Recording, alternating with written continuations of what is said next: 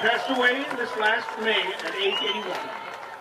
In addition to recording games and coaching youth teams for 28 years, Russ has 4 children, all graduated from Lourdes High School.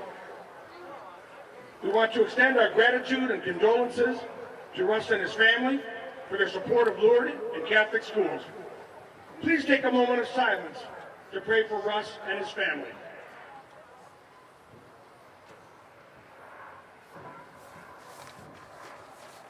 Thank you. For those watching from home, welcome to Rochester Regional Stadium for this game between the Lourdes Eagles and the LaCrescent Lancers. Shortly, we're going to be having the national anthem, so we'll take a pause.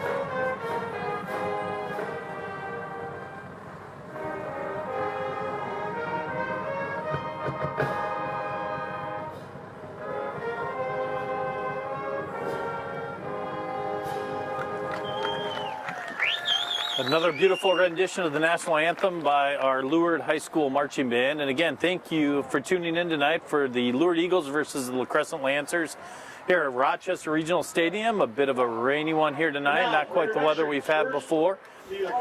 Although for those watching from home, we did not have the opportunity. We had a brief moment of silence for Russell Weinshank, a longtime Lourdes supporter, parent, coach, videographer, you name it, he did it.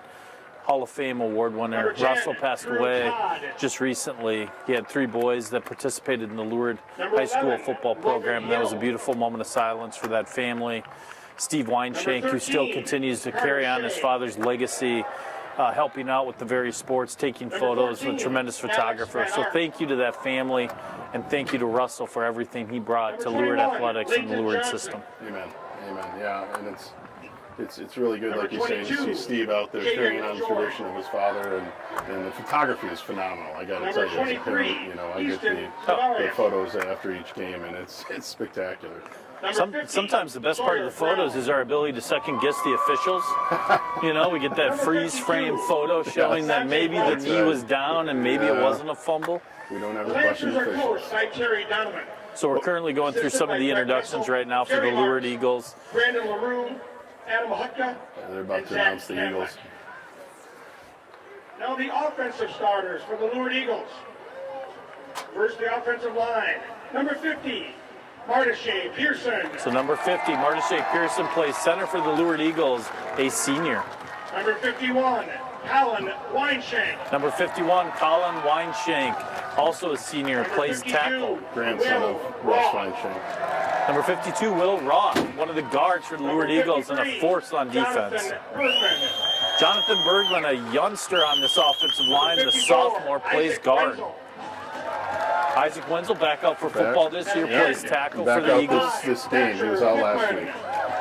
Thatcher Bookman, tight end for the Eagles, another senior. Thatcher played tackle last week, so they'll slide him back out to tight end. We got the Heindel kid at wide receiver as a perimeter blocker for the Lourdes Eagles, along with Nels Pearson, number 2.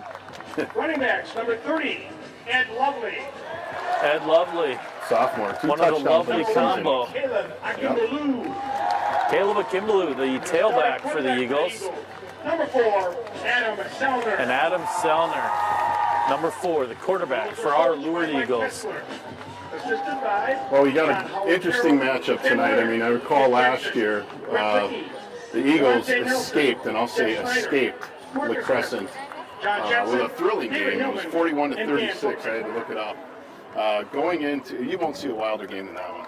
Going into the fourth quarter, the Eagles were up 35-7 to find themselves down 2 with 6 minutes left to play. It was incredible. It gave us an opportunity today when we had a chance to talk with Coach Kessler about this game, and we gave him a hard time. We said when he was up 35-7, he must have gone into the old prevent defense and got away from it a little bit. But well, you're going to see a clash of two styles here. You're going to see a primarily running team in Lourdes, and you're used to seeing that, of course. And then you're going to see a team that chucks the ball a lot with LaCrescent, and that's how they got back in the game last year. And they're going to do it again this year. Now, unfortunately for them, they started off to an 0-3 start, so they're looking for a win. They're hungry, and the Eagles coming off a thrilling victory last week at Lake City, a last-minute win where they stopped the Tigers from going for 2 and taking the lead. I call that game the Roth bookend game. He recovers the fumble, I believe, in the end zone for the go-ahead touchdown, and then makes the game-saving play on defense to stop the 2-point conversion. Well, and as you talked about, it is a contrast of two styles, right? You're going to see LaCrescent throw the ball. You're going to see a lot of that bubble screen type action. They're rarely going to run. They've got a great quarterback on that sideline or on that team. The son of the coach, Terry Donovan. Terry took over that program a couple of years ago. Done a tremendous job. Longtime Casson coach. Yep. And, I believe he was the offensive coordinator at Casson for years. Has had boys that came up and down the program. I think his oldest son, Riley, played at South Dakota, University of South Dakota in Vermilion. There's another one at Winona now is middle, and then A.J. Donovan will be the quarterback tonight. Bemidji State. The other one's at Bemidji State, yep. He's up at Bemidji. I think he's seen some action this year. So I know Coach Bolte came down and recruited him. Lourdes won the toss and deferred, I believe, so we will be going on defense presumably first if everything goes according to the statistics. Yeah, we're going to have the Lancers moving from left to right here on this somewhat, the temperature is fine. It's just a little bit rainy, a little bit drizzly. Should bode well for Lourdes football, right? I mean, we're going to pound that ball traditionally, and I would assume we're going to see a lot of that here again tonight. I'd love to be back with Kay. He's done a really nice job at the place kicking this year. Kick's going to be down and fielded at about the 10-yard line, going to be dropped and picked up. Good coverage down. He's going to be taken down to about the 18-yard line. So big coverage by the Lourdes Eagles. At this point, I want to point out, Lourdes, you're going to see a lot of people in orange tonight, and that's because brought down by number 11 of the we're going to start the game tonight Lansdale in remembrance and paying respect to A.J. Quimby. Lourdes is only going to field 10 players, leaving the position of A.J. Quimby, who we lost in this most recent May. His position was defensive tackle. What you're going to see here is one of the greatest things you'll see in sports is when, it's bigger than sports. LaCrescent's going to take a delay a game, and Lourdes is going to decline it. This is as good as it gets, folks. You see this, it's that concept of the 11th man, right? Yep. That AJ's here with these boys. He's here in spirit. And it's an opportunity here to honor that young man and his family and everything he brought to these kids and the people in this program in this community. Delay of game on the offense. 5-yard penalty is declined. We play first down. It's just tremendous. Fans tonight, our football team began the game with 10 men on the field in honor of former Lourdes student and player A.J. Quimby, who passed away in May. A.J. is missed as a teammate, student, friend, brother, and son. Our thoughts and prayers are with A.J.'s family and friends. We can talk more about this than we will during the broadcast, but what an amazing moment. What a class act of Coach Donovan. Absolutely. To agree to do that. So LaCrescent's going to come out, 2 split to the left. A little bit of a bubble screen. He's going to get out. He's going to break a tackle. He's going to get down to about the 39-yard line. He's going to pick up the first down. That's the style of play that we're going to see from them. A lot of that. That's Parker McQuinn, senior number 4. He's going to get a lot of balls. You're going to see number 2, senior Brady Grupa, I believe a captain as well. You're going to see a lot of motion. They run jet sweeps. They will run the ball. They have a senior tailback, Jaden George, number 22. He's done a nice job.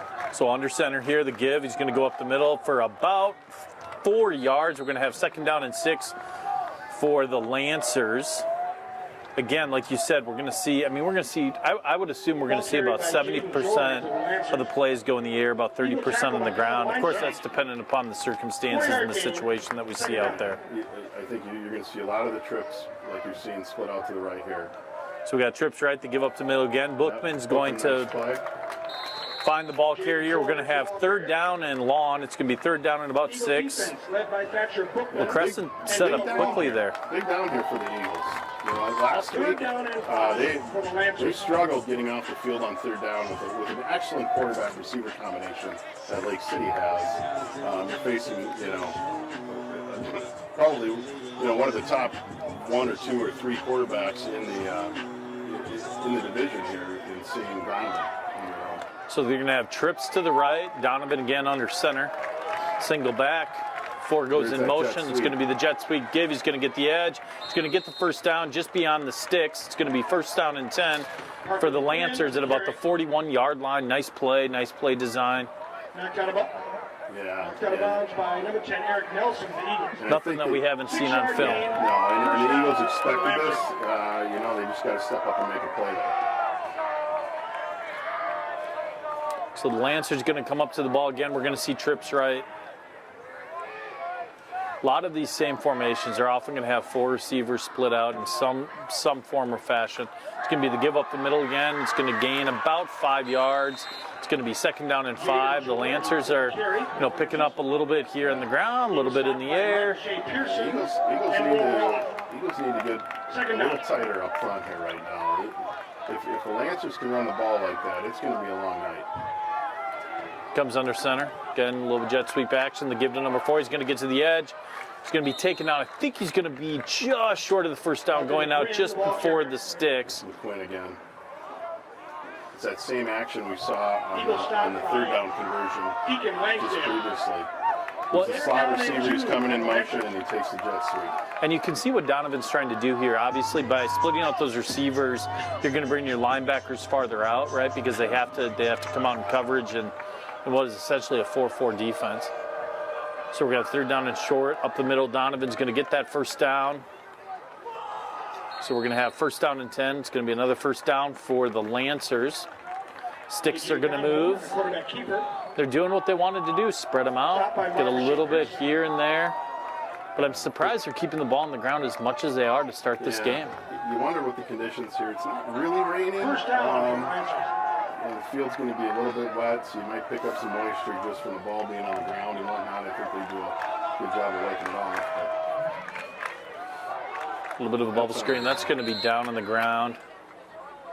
We're going to have second down and 10. Pass from A.J. Donovan.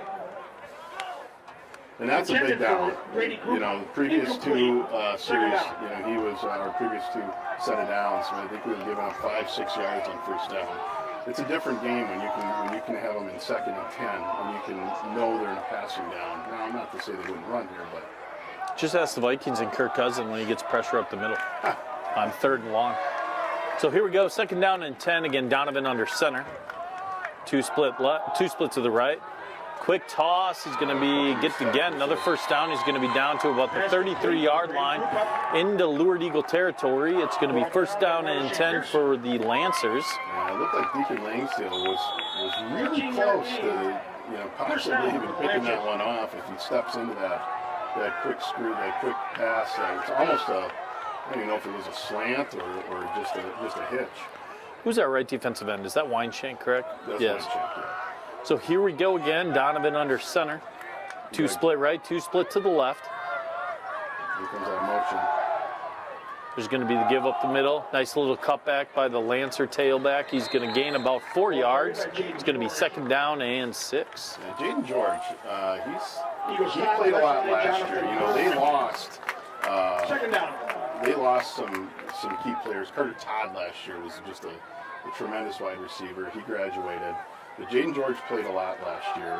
I think when I looked it up, he scored 5 touchdowns last year. So he's got some experience there too. So we got 2 receivers right, two receivers to the left. It looks like Donovan may a little audible here. Sees something in the defensive formation. It's going to go in motion. It's going to be the give up the middle. That's a good stop.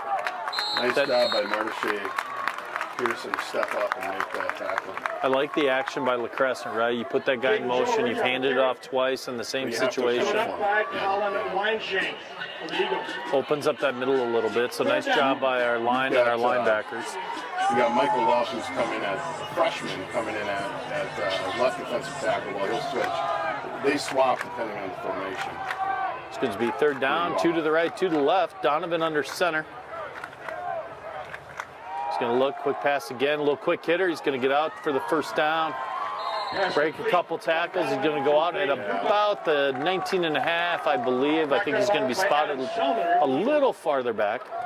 It's just a little too easy there. You know, we're playing a little bit of a softer zone, right? We're giving a little bit of give on the edges.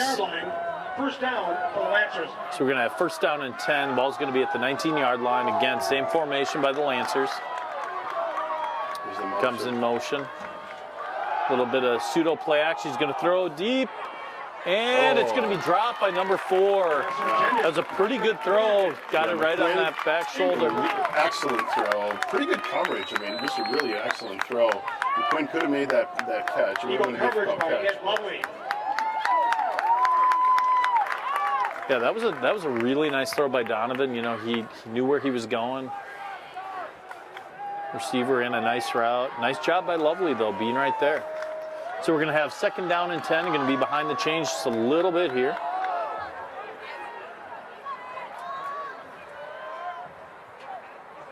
Four back in motion. It's going to be the give up the middle. Nice little hole there. He's going to gain about 4 yards, and we're going to have third down and 6. Now, Donovan is also their place kicker, and I'm told that he can hit him from distance too. So he's definitely within their field goal range. So this isn't necessarily 4-down territory, where it might be for a lot of high school teams. So we're going to have trips to the right. So it's interesting here, right? Every time they've had third and long, it's been that sort of quick hitter. See that jet sweep, although it looks like Donovan's calling something almost like an audible. Maybe it's a blocking scheme. Again in motion. McGill, he's going to roll out. Good leg. He's got a receiver. He overthrows him. It's going to be fourth down. Good pressure there. I think it was Weinstein maybe got there initially. And Lovely on the coverage for the Eagles. I couldn't quite tell if it was Weinstein or Bookman. So we're going to have fourth down. To see if they go for it or are they going to try the field goal. As of now, it looks like they're probably going to be going for it. No field goal attempt. You know, with that jet sweep, he may. He's gonna take the timeout to think about it. Or is that a Lourdes timeout, or what are we doing here? Is it officials timeout? It looks like it's officials timeout, stoppage of play. They didn't spot the ball correctly. And if I was LaCrescent, I wouldn't be happy about that current spot. I don't want to make my 4th and 6 more like 4th and 9 if I don't have to. So we're going to have 3 receivers to the right again. Coming under center, he's going to drop back. He's going to look to the right. There's some pressure. He rolls up the middle. Throws the ball. I cannot tell if it was a catch. Incomplete. Boy, that was close. The official comes in. There's going to be a discussion. Oh, a change. Oh. So there was a discussion between the back official and the sideline official. And I will have to admit, the back official probably did have a better angle. Yeah, it looked like a catch to me. I was a little surprised they called it incomplete. Probably the right call. So nice job, though, by the officials coming together, discussing.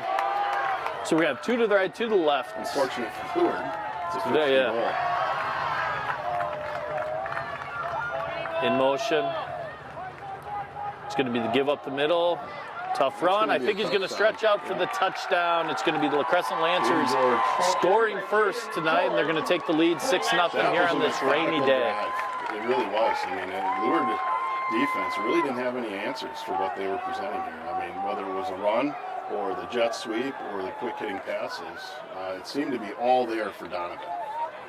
Yeah, it was a well-designed drive. They mixed it up. They threw a little bit. They ran a little bit. They gained positive yardage on most every play other than a couple. Here's going to be the snap. The hold is good. The kick is up, and the kick is good. It's going to be the LaCrescent Lancers 7 and the Lourdes Eagles 0 here early in the first quarter at Rochester Regional Stadium. Not the start the Eagles wanted. You're going to now see the answer to that, more heavy passing attack. Although I think that was about a 50-50 split run and pass on that drive. So you're going to see, I mean, presumably we're going to see, a heavy dose of Caleb Kimbaloo here, our leading rusher, and touchdown. So I missed the coin flip, Dave. Was it, did we defer? I believe we did. Okay. Yes, I believe we won the toss and deferred. So we'll see. I missed the coin flip, and last week I missed the game. But it's my understanding last week, Kimbaloo had a kick return for a touchdown. Did he not? He did. Which was promptly answered by a quick kick return for a touchdown the other way, unfortunately. But as I said earlier, Lourdes came away with the win. So a few statistics after 3 games for the 2-1 Eagles. We're averaging about 284 yards a game, which is a little light. I think the Eagles would like to see that number increase. But our passing was only about 60 yards of that per game, with the other 220 being in the rushing attack. Kimbaloo being the leading rusher by far, and with 4 touchdowns on the year. You have Ed Lovely has 2 touchdowns, and the quarterback Adam Selmer also has 2 touchdown rushes as well. So back deep for the Eagles are going to be Caleb Kimbaloo and Max Peterson. A.J. Donovan is going to be kicking off again. The Lourdes Eagles are going to be going from right to left on your screen here on this little bit of a wet fall evening. It's a great kick by Donovan. That ball is going to go into the end zone and through the end zone. It's going to be a touchback. The Eagles are going to have the ball at their own 20-yard I should note that the wind for line. Those folks at home, the wind is really a crosswind. It's almost coming right at us in the booth here, if you happen to see the flags on the top of the field goal posts. So I don't really think wind is going to be an advantage one way or the other. Maybe slightly left to right on your screen. And you saw the starters coming into the game. They were introduced, the offensive starters. We have the very senior-laden line in addition to the young Bergman kid. And then we have Lovely, Kimbaloo, and Selner at quarterback, fullback, and tailback. Out of the I formation, the give to Kimbaloo. He's going to cut back. He's going to cut to the edge. He's going to be to the 30. He's going to be to 35. And he's going to do damage to that LaCrescent tackler on the sideline. He's going to be out at about the 37-yard line. Styles right there. That's what Lourdes wants to do all day. 17-yard gain. Oh, looks like they marked him back. He must have stepped out. I think he stepped out. Yeah, the sideline official marked him pretty quickly. And I think that's what they want to see from a Kimbaloo. He's a big kid. He's fast. They want to see that physical style, kind of put the hurt on the other side once you get that edge. So Selner under center. We have 2 receivers to the left. It's going to be give the option. It's a late pitch to Kimbaloo. He's going to cut to the outside. It's going to be taken down for a gain of about 2. Talking about George. You'll see the Lancers on defense. They're going to be bouncing all around pre-snap. They're very aggressive. They'll send a lot of blitzes. They're going to gamble a lot. And, the Eagles hope that they catch them in the wrong guess.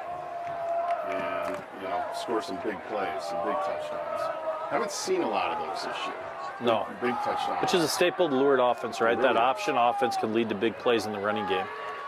It's going to be the give to Kimbaloo straight up. Nice little cut. He's going to run hard. There's going to be a lot of push. He's going to be down for a gain of about 5. He's going to be down at the 45-yard line of the Eagles. You wonder if this is close enough for that quick quarterback sneak push or the give to Lovely at fullback, which you'll see Selner be right behind him and almost be like watching the Eagles against the Vikings with Jalen Hurts and that push-a-tush formation, the push-a-tush. Yeah.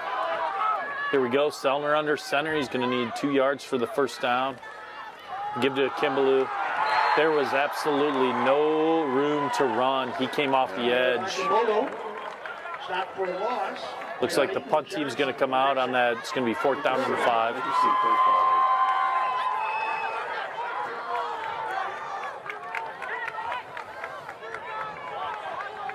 So the Eagles are going to have to punt on their first drive of the evening, which is obviously not something they were hoping to do. You want to have as much positive yards and positive momentum after giving up that early score to the Lancers. So here's going to be the snap of the ball. A little bit of a bad snap. Selner does a nice. Oh, he gets it Credit away. to It's not going to be Selma. much of a, well, hopefully you get a We'll roll. see. Just goes sideways. Right Ball's at going to the go 50. out at almost the 50-yard line. It's only going to be a net punt of about 8 yards, which is not on Adam Sellner. Unfortunately, that was a snap bounce to him. And, it's a rainy night, right? It's hard to get control of that ball. Yeah. It's a part of the game. You're going to see it happen on occasion. And that's a rarity. I mean, we've had really good snaps. Oh, incredible for the last couple of years. Yeah. So, Well, I think we have a lawn snapper still playing at Augustana, I believe. The Nichols kid. yes, I agree. Might be, I think it's his senior year, if I That's remember correct. correctly. I talked to Mr. Nichols before the game and, last week at Lake City. Longtime Eagle defensive coordinator. So here we got 3 receivers split out to the left. Fairly standard formation for the Lancers. It's going to be the give up the middle. He's only going to gain about a yard, so great job by the Lourdes defense there. And we've got a stout defensive line. I mean, that's a veteran line. A couple of those guys have been playing for the last 2.5 years. They got some action back on the 21 team on that D-line. Roth's been playing for 2 years. Lineshank's gotten some action, I think, 2 years ago, and certainly was a starter last year. I mean, we've... As well. So Donovan, a quick pass behind the line of scrimmage. That's technically a lateral and a run. Yeah, it's a nice job by Lovely. He didn't make the tackle, but he made the receiver have to regroup there, which was just enough time for Lineshank to come in and clean that up. If Pro Football Focus was doing the stats on this game, they would make sure that's a run. That's not a pass. That's a run. It is a run. That's a run. That's a carry for that receiver. Yeah. 3rd down for the Lancers. So if you're scouting at home and you're doing the statistics, that's a run. It was clearly a lateral. So here we go. It's going to be 3rd down and long for the Lancers. A little bit of drizzle still coming down. 3 receivers to the right. You're going to see the blitz up the middle. Great job. Who is that on the blitz? Got to get that number. Who is it? Deacon Langsdale.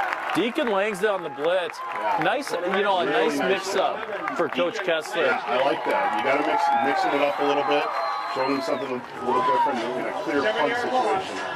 As you know, Coach Kessler is both obviously the head coach, and he's also the defensive coordinator for our Eagles. So LaCrescent is going to be forced to punt. We're running guys in and off the field right now on the punt coverage. Oh, And we just went off sides, which usually causes a meltdown by the Lourdes coaching staff in those circumstances. But luckily, it's 4th and a lot. Yes. So it should not impact LaCrescent's decision in terms of what they want to do. Dead ball, encroachment, defense, 5-yard penalty, replay 4th down. Yeah, it's still a punt situation. It happens, Although you one of cross those. midfield, and you got the quarterback with the ball there. I don't know how aggressive I would get here. It's going to be the snap. Going to be the punt. I assume we're going to let that bounce. It's going to take a Lourdes Eagle bounce. It's going to be out at about the 23-yard line. Eagles are going to have their 2nd possession of the night here with about 2 minutes and 31 seconds left to go on the clock. Yeah, so obviously a heavy dose of Caleb Kimbaloo right out of the gate. I think we're going to continue to see a fair amount of that, but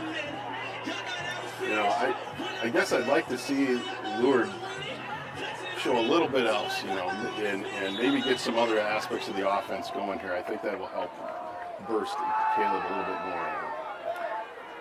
So the Eagles are going to line up. 1 receiver right, 1 receiver left. Looked like the middle of the line may have jumped. It's going to be thrown just out of the hands of Thatcher Bookman there at tight end on a little bit of an out route. But it's a good call in my opinion. You have to, you can't, just be one-dimensional with Caleb. You have to show some other weapons out there. And Bookman's a big target. Yes, I mean 6'4", 6'5". But there's no reason that we can't go back to that. Heindel split out to the top of your screen has been tremendous. Had a diving catch last week against Lake City, which is unbelievable. That's awesome. We're going to get the jump there. This was something I think they thought they would have an opportunity to do and get LaCrescent's very aggressive on their defensive line. I think they thought there was some opportunity here to get some free yards on some offsides. That's a big penalty because, 2nd and 5 versus 2nd and 10, now you got now your playbook's you got your open. whole playbook, correct. So now it's 2nd down and 5. Sellner's going to give to Kimbaloo. Nice cut up the middle.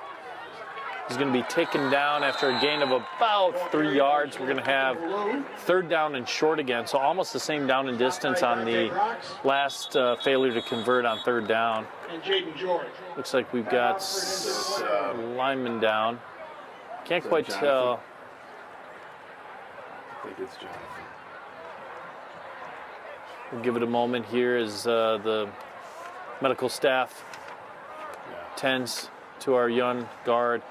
You know, it's one of those, situations we're blessed here. We're at, obviously in the Rochester Lourdes community, being in Rochester and the Mayo trainers and the Mayo doctors that are generally here. I mean, you look in this crowd here tonight, and there's probably every medical specialty that you can possibly imagine. If there's an emergency, if there's an issue, there's someone here to treat it. In fact, absolutely. Most of the nights we got Dr. Stewart, who's obviously the Olympic hockey team doctor, which is pretty incredible that you have someone like that roaming your sidelines on a Friday night. And every once in a while we get LeBron James. Well, no, not on our sidelines. What an incredible experience for our student athletes having him there, and what a special experience. And shout out to Lourdes High School. I mean, when you live in this community, when people come to Rochester and they're celebrities, I mean, no disrespect, I love living here. They're probably not coming for, like the music venue or the sports venue or anything like that. They're coming here because something tragic or difficult, or they're going through difficult times, and that's what obviously was going on with LeBron and his son Bronny. And I think, we as a community learn how to treat those individuals and give them enough space. And he was here obviously training for his basketball season. I think training camp starts very, very shortly. So good to see Bergman walk off. Hopefully it's nothing serious and he can get back in the game. He's a tough kid. That is a tough kid. He's been playing since his freshman year. Dad. Got a tough dad. I think the kid's tougher. I agree. It's just my sense at least. 3rd and 2. So we've got 3rd and 2, 3rd and short, Selner under center. It's going to be the give to Lovely. He is going to get the first down by a yard, so it's going to be 1st down and 10 for the Lourdes Eagles. Yeah, just a nice counter. Fullback, just quick hitter. Nice first down. Keep this going. That's another Lourdes Eagle. 1st down. The old another Eagle, Lourdes Eagle, 1st down. That's right. So the Eagles are coming under center here. Langsdale coming in at the right tight end. They have to move. Nice run by Selner. You run the veer to the short side to the left. Now Selner is still wearing a cast. It's I don't know what they call it, but it's obviously playable. It's just interesting to see whether or not he could actually pitch that ball with that cast. 6-yard gain. 2nd down, please. Yeah, it's, and we've talked about this in the past. I mean, Selner's had some injuries through his football career, but that is one tough kid. He's out there playing quarterback, running the option with the cast in his left hand. Pretty impressive.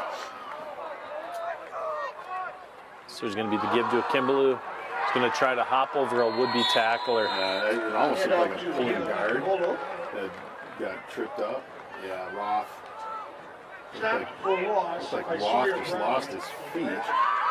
So I think what happened here, we got 3rd down. So when the Bergman kid came out, they had to move Bookman in to tackle. They would have slid, I'm assuming, Wenzel into guard, which leads to the necessity of having, or maybe they moved Bookman to guard.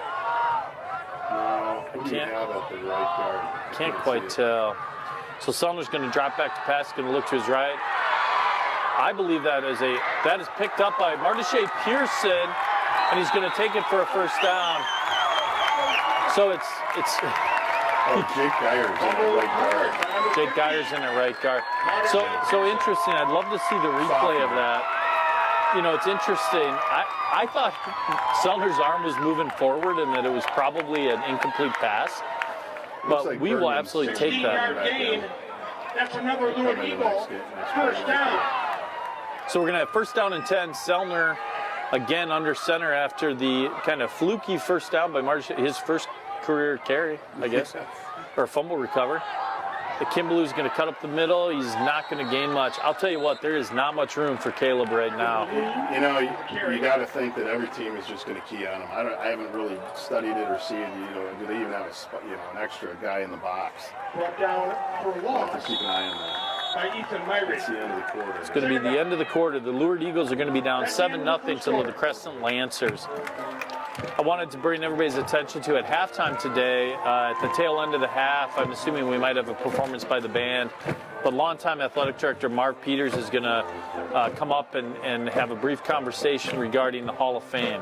You know, homecoming is coming up next weekend. We've got some inductees that are going into the Hall of Fame, and it'll be nice to have, well, it's coach, teacher, now grandpa of a Lourdes Eagle players here to discuss the Hall of Fame, and so that'll be nice. So Mr. Peters will be coming up to discuss that. Yeah, a couple other things coming up too in the Lourdes community, RCS community, I should say. We've got homecoming next week. Zimborga's up, I believe. So we'll host the festivities there, obviously, with any homecoming, and hopefully a lot of folks will come back home, and we'll get to see a lot of you here at Regional Stadium. And then also Saturday, we've got the Booster Club. Yeah, we're going to be at the farm. We're going to be hosting a farm party, and or 2 weeks ago. Yeah, use it as an opportunity to raise some funds for RCS athletics, and should be a good night out. So the Eagles are going to come under center. We're going to be moving from left to right as we flip sides of the field in the second quarter. We've got player running off here at the last minute. Starts the second quarter. It's going to be second down and 11. Unfortunately, that is going to be a penalty because we had 12 guys in formation, which is a Dead ball, penalty. Substitution infraction on the offense. 5-yard penalty. Replay second down. I wanted to, give an opportunity for those watching from home. If you want a shout out, which we love doing, please send me a text, 507-993-0247. We are equal opportunity shout out people, so if you're watching from LaCrescent, we're happy to do that for LaCrescent fans as well. So here's Sellner under center. Going to be late pitch to Kimbaloo. He's going to get his nice little cutback and continue to run hard. He's going to be down and almost just beyond the original line of scrimmage. A nice run. I think the coaches, if they had to give a little critique on that, they would tell Mr. Kimbaloo to go forward. It's the old, put on the Jets and move. Yeah. It always reminds me, when he does it, he has a little bit of that running style like Robert Smith, one cut and go. Similar body style, similar strider. So we're going to have third down and long for the Lourdes Eagles in LaCrescent territory. Sellner's going to have a straight drop back. Both backs stay in to protect. Little pump fake by Sellner. He's going to roll out to the left. There's not going to be much there. And unfortunately, he's going to be taken down. And it's going to be fourth down and long, about fourth down and 14 for the Eagles. He was looking for Heindel, very well covered. Maybe a little bit of contact on that. I don't think Heindel's real happy with that call there. He was being guarded by, covered by Ethan Myrie, if I pronounce that correctly. I think Myrie, I believe, yes. Yeah. It's nice coverage. Who's also now back to field the punt. So we're going to have fourth down. The Eagles are going to drop back to punt. Sellner is the punter.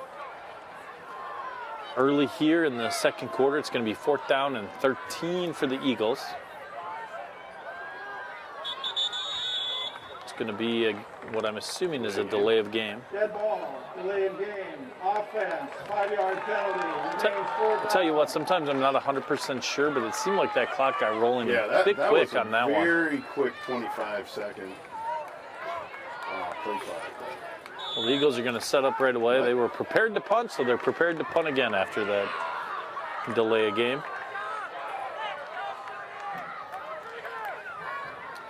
There's going to be the snap. Good snap. Punt by Sellner. It's going to be a good angled punt off to the edge. Oh, did it hit off? It did not, but it sure came close. It's going to great punt. It's going to be out at about the 13-yard line. Oh. I've got a camera right in front of me, so it's a little bit.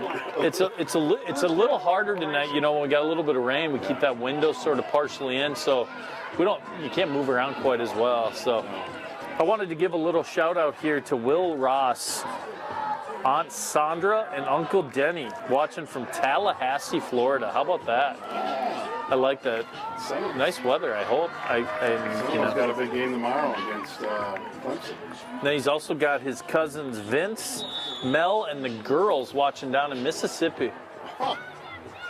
So we got all these people, all these people down in SEC territory. SEC, ACC. Well, shout out to those family members of Will. You got a relative who's a heck of a football player and has done a heck of a job this year.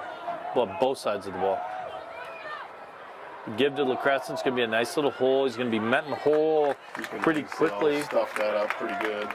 You know, it's nice to have Deacon back. You know, he was out for a little bit. He had an injury that hampered him early in the season. Worked hard to get back on the field, and you know, he's had a lot of opportunity the last couple of years. So you know, he came back last week.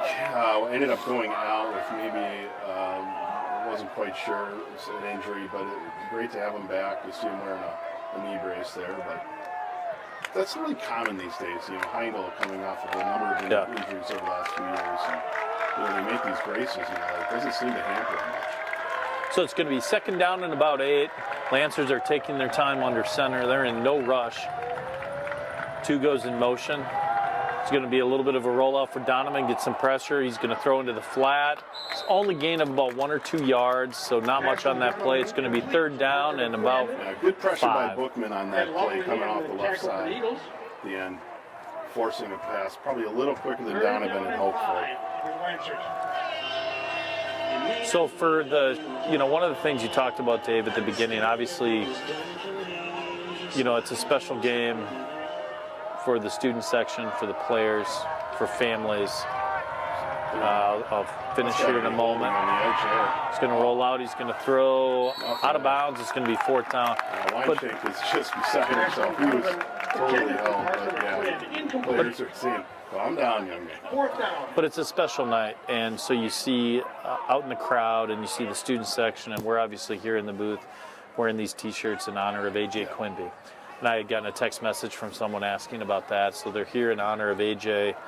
On behalf of his family and the lasting memories and impressions that he left with the Lourdes community and his friends and the parents and anyone who had an opportunity was blessed to get to know that young man. Absolutely. I knew him since he was in kindergarten, and it's just crushed us, you know, as a community. And the heart goes out to the Quimby family, but hopefully they get, you know, some solace in seeing, you know, all the people in orange, which was AJ's favorite color. The coaches in orange, and the back of the shirts say, "You are not alone. We are together." Oh, and the block punt up the middle. It's going to be fielded. Touchdown. It's going to be a touchdown. That is by Liam Berry, right? Yes.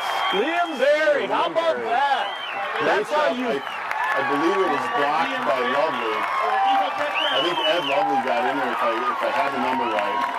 I don't know if you'll be able to see I got to get my replay. Now that's how you flip the script on a football game right there. What a job by that Eagles special teams. Getting the block punt and the recovery, picked it up clean for that touchdown. So what a moment for that young man. I'm guessing, and I'm pretty confident that's his first touchdown in Lourdes Eagle purple. Yeah, he new student this year, senior, came out. I think you've seen him just on special teams here. What a great moment for him. He is a workout demon, by the way. That guy is amazing. Yeah, there he is. For excessive celebration. Oh. I did not even see they threw the flag, but they picked it up. Yes. No foul for excessive celebration, which we appreciate. Let these kids enjoy the moment, and what a moment for that Lourdes Eagle player, Mr. Berry. Little shout out here too to 23, class of 23, number 59, Danny. His parents are watching from home. Kick is up, the kick is good by the young lovely kids. So now it's a 7-7 game. So although the Eagles have not gotten their offense going so far tonight, a big special teams play can make all the difference and get this game turned around. And coming into this game, I should note the Eagles were -4 in the turnover ratio. We had 3 takeaways to 7 giveaways. So really great to see us wreak a little havoc on the special teams. Get the block punt with the scoop score. I mean, I know technically it's not a turnover, but it's those types of plays that can make a big difference in a close game. What's the issue with our favorite teams in purple and turnover differential this Oh, year. it's terrible. It's just terrible. I mean, what are the Vikings? 1 interception by Theo Jackson and 7 turnovers on the other side of the ball. I mean, that is brutal. We'll flip the script for the rest of the year. Little shout out to the Bigglers. They're watching from Lake Vermilion, from the shores of Lake Vermilion. They do not miss many Lourdes football games, but they're up there doing a little bit of late fall fishing. We'll see you in a couple weeks when we get up there for the closer.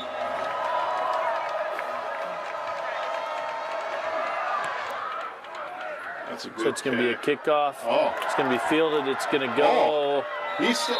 That is going to be a touchback. It is, It doesn't matter. In high school High school football, does not, even if you do make contact with the ball, if it goes in the end zone, it's going to be a touchback back to the 20. Really hard. Riley Beach, junior, number 7. Tough ball to field. Oh. You know, those almost a squib-like kick.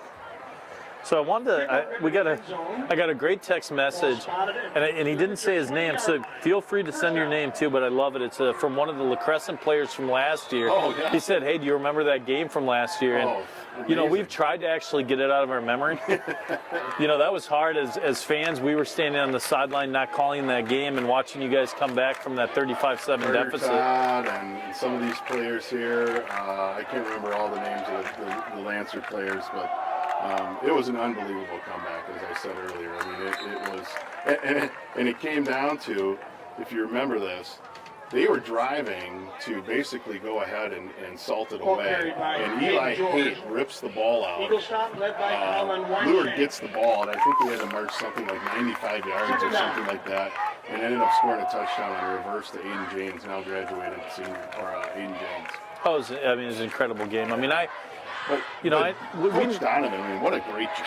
Well, he's a coach. great football coach, and I think him getting an opportunity to lead a program is great for him. He's going to be just short. I think it's going to be, 3rd down and inches.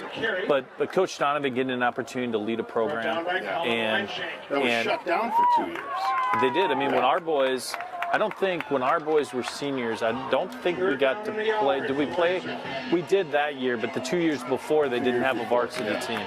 Yeah, and they went 5-5 last year, made the playoffs, hosted a playoff game for the first time in forever. I don't know that he got it. Well, it depends on who's got the spot. Yeah, if it's the near official, well, they're going to give him the first down, so that's going to be a first down. But yeah, no, they were, for Coach Donovan to come in and re-energize that program from literally nothing happening for 2 years, at least at the varsity level, it's pretty incredible. It is, and I think he's one of those coaches that I think you're going to see sustained success. He knows the game, does a great job, and they produce athletes down in that apple orchard. Yes. It's a great town. My wife's from lacrosse. We get down there quite a bit. Well, it's great to watch games there. I love watching games there. Incomplete. So we're going to have a second down and 10. For pizza. Is that on the road coming into town? No, it's just off. It's in their downtown. Okay. The Corky's pizza is really good. Well, may not year. be as good as Maeve's Pizza from Decorah. I mean, Maeve's Pizza from Decorah. I mean, but it's my favorite. Corky's is our go-to. If we've been down on the river and we want to get a bite to eat before we head home. I may have to drive to Decorah tomorrow just to get Maeve's Pizza. That's a good idea. We'll just see. So, all right, second down and 10 under center. Jet sweep. Really What nice a job by play! Nelson. Really nice job by Nelson. Ball carried by Parker McQuinn. Yeah. Brought down for a loss by Eric Nelson. How about that? Guess who we were interviewing at halftime? His grandpa. Yeah, Third down and that's 15. great. Great job by Great Eric to have Nelson. him back. Nelson was out for a couple weeks. I think with an elbow injury, you'll see him with. So we're going to have third down and long here for the LaCrescent Lancers. Donovan's going to step back. We're going to have some pressure, kind of a middle screen. Almost had him in the backfield. He's got some room to move. Big tackle. Big tackle by Eric Nelson there deep in the defensive backfield. If he does not make that tackle, I suspect he is going to go all the way for the touchdown. That's a killer. You have him in third and long, and you actually had that bottled up. They just got to make a play. Just a tough first down to give up, but strap it back up and Buckle down, boys. Donovan under center. He's going to drop back. He's going to look left. He's going to throw on that little bubble screen. Nice cutback by 24. Another great job. Who came up and laid a bit of a lift? There's a holding. Yeah, I think they were holding Birdman. It looked like he was coming in. Holding, 76 in the offense. Yeah. 10-yard penalty. It's left tackle, left guard. It was Gonna on be that first down left and side. long. There was a combination of Birdman and Weinshade coming in, and Birdman was getting twisted up and clearly held. I got a text tonight from Ken Lentz, and you know, his son Adam is passed away not too long ago as well, and is going to be going into the Lourdes Hall of Fame next Sunday. And I just wanted to give a shout out to that family as well, and what that family means to the Lourdes community, Yes. and to the Eagles and to Lourdes football. So thank you to the Lentzes for always being so supportive of this program, and also thank you to the Lentzes for sharing Adam with this program. And I had seen Ken not too long ago, and I was talking about how I was spoiled as an Eagles fan. I came in 2010, right, the first state championship team for Coach Kessler. And I believe it may have, I can't remember which game it was, may have been the Spicer game. Ken and I just talked about this. But I remember a play where Adam went into this pile, and there was no way he was going to come out of this pile. No way. All of a sudden, he appeared on the other end and ran in for a touchdown. It was like one of the most incredible plays. And I remember I think I was sitting next to Jeff Bigler of all people. I think it was Jeff Bigler I was sitting next to. I'm like, what was that? What just happened? So I just, Just an incredible runner. I wanted to give a shout out to the Lentz family and to Adam and prayers to that family as well. So here we go with the LaCrescent Lancers under center. Donovan, there was a face mask on that play, I believe, by the Lured Eagles. Five incidental. A $5 incidental.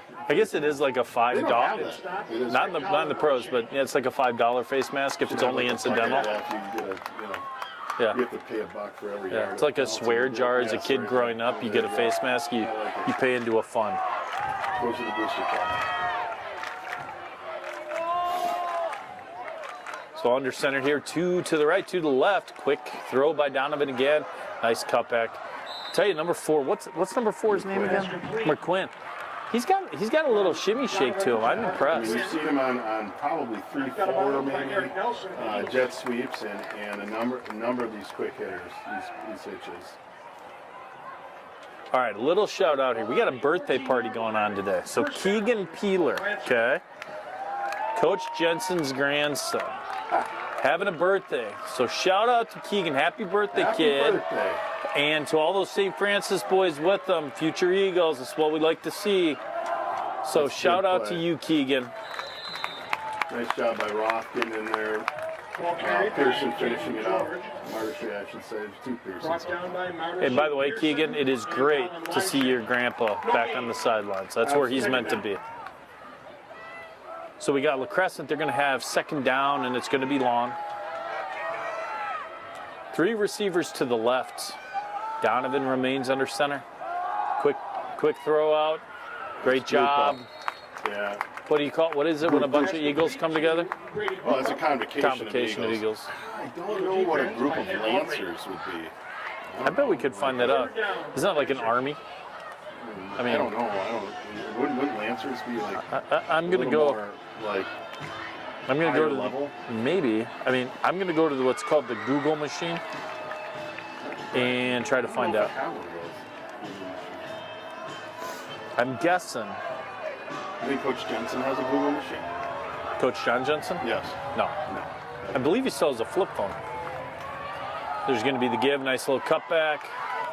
We're going to have fourth down and about 2. For the Lancers.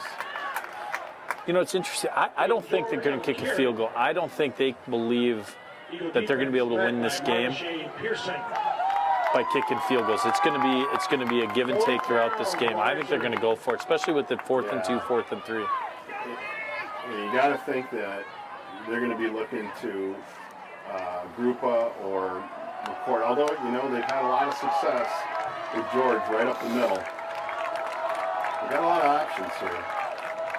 It's going to be 4th down and short. Nope. Nice little play action. He's going to run. He's going to roll. He's got some opportunities, some time. He throws it up. It's going to be intercepted by Lovely, I believe. Yes, Lovely on both ends. Because I think he blocked the kick. Somebody should text us if they know that for sure.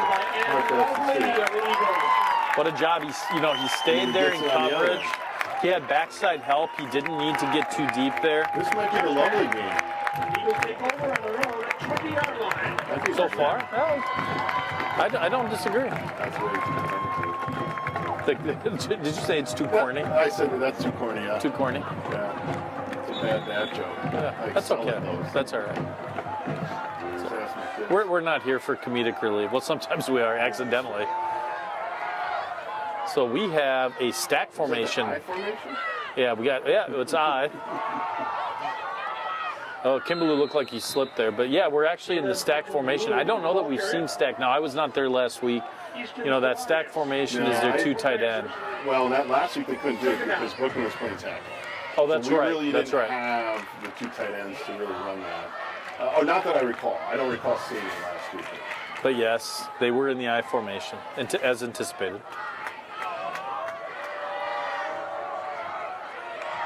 They stay in that stack formation. It's sort of their, it's their ability to try to really run the clock. Sellner on the option. He's going to keep. He's going to gain about 3 or 4. It's actually going to be about 3rd down and 1.5. I would not be surprised if we don't see what you were talking about earlier, Dave, that sort of push play, right? Push a tush. Push a tush. Do you think that's what they have in the playbook? In the Vikings-Eagles game, right? That's what they were calling it. Oh, Jalen Hurts was killing us on that. No, it's not like our interior defensive line for the Vikings is that great. Or no, it was Herb Street. Oh, yeah. Herb Street does those games now. Yeah. There it is. There it is. Ooh, it's... They'll give it to them. I gave it to them on this side. They got to give it to us. Yeah, I think the nose of the ball was there. I think it was. It was close. That's first down. You don't need to measure if you spot the ball at the 20 and you spot it again at the 30. It's pretty easy. So again, if you have any shutouts out there, please don't hesitate. 507-993-0247. Eagles are going to stay in the stack formation. We are going to have 2:22 left to go in the first half. And the give. So we're getting up close to the halftime. Carry. Yep. And so we are going to be 2nd down and 10, no gain on the play. We're going to see Mr. Peterson go down to the sideline, opportunity to talk with Coach Kessler. He's got to run out, so I'm going to fly solo here for just a little bit. So it's going to be 2nd down and 11 for the Eagles. 1 receiver left, 1 receiver right. They're out of the stack formation. Sellner with a beautiful throw downfield. What a catch by Heindel. Unbelievable. That takes a tremendous amount of focus and athleticism to make a play like that. What a job by that young man, and the Eagles get right on top of the ball. They know that clock is running. 1:36 left to go.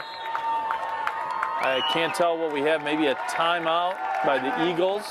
Oh, timeout by the Lancers. Gathered themselves a little bit after the Eagles completed that pass. What a beautiful throw and catch by Heindel. And when you do that, you ultimately force those linebackers that can't stay in the box. If you have that ability to throw the ball downfield just a little bit, it's a very effective way of opening up that running game. And particularly when there's 1:35 left to go on the clock in the first half, you're going to have to see the Eagles throw the ball a little bit. Although, honestly, they are not afraid to run the ball in these situations and do what's used to be called, I think it's called their NASCAR formation, where they get right back on top of the ball and go, go, go. I believe that is what they do. So, we talked a little bit earlier, but next weekend is the celebration for the homecoming festivities. I believe we play Zimbrota Mazeppa on that day. And then the Hall of Fame is that Sunday. We've got the farm party at our farm, raising money for the Booster Club on that Saturday night. So it should be a wonderful weekend and honoring a bunch of players and teams. And I think it's a pretty wonderful, going to be a pretty wonderful weekend. So here we go, under center. It's going to be the give, and there's not going to be much there. It's going to be a gain of about 1. So with 1:26 left to go on the clock, we're going to have 2nd down and 9. Short gain, 2nd down.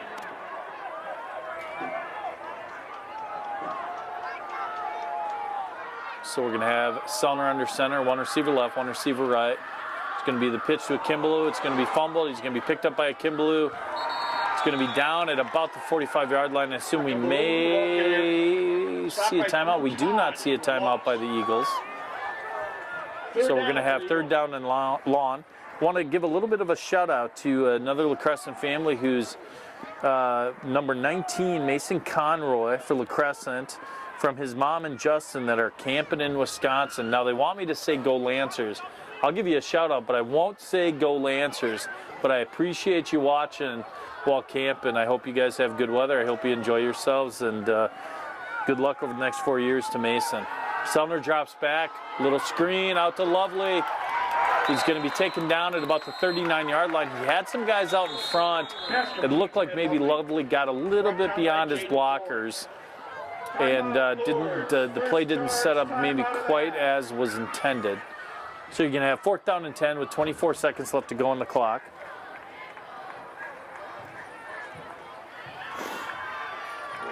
We got a shout out here from Will Ross' cousin Vinny, who's down in Mississippi. You know, like you said, SEC country, Ole Miss. And he's an alumni, Ole Miss alumni, and they're going to be playing Alabama this weekend. So good luck to Ole Miss. You know, although I tell you, I don't know about that SEC. That every year you got to deal with 1, if not 2, if not 3 teams competing for that final 4 spots. I can't wait till we have the college football playoff and there's a little more diversity than just SEC teams. So we're going to have 4th down and long. It'll be interesting to see what happens here. Only 24 seconds left to go on the clock. So, you know, Coach Kessler has the opportunity to throw. If it's a turnover on downs, you know, LaCrescent's got a long ways to go. They may be happy just taking a knee and going into the half. So again, you know, we were a little bit worried about rain, but it's really not too bad out there. It's one of those nights that, you know, I can't complain about. There's just a little bit of a breeze, fall weather. Kind of feels like fall fishing weather, a little fall fishing and football weather.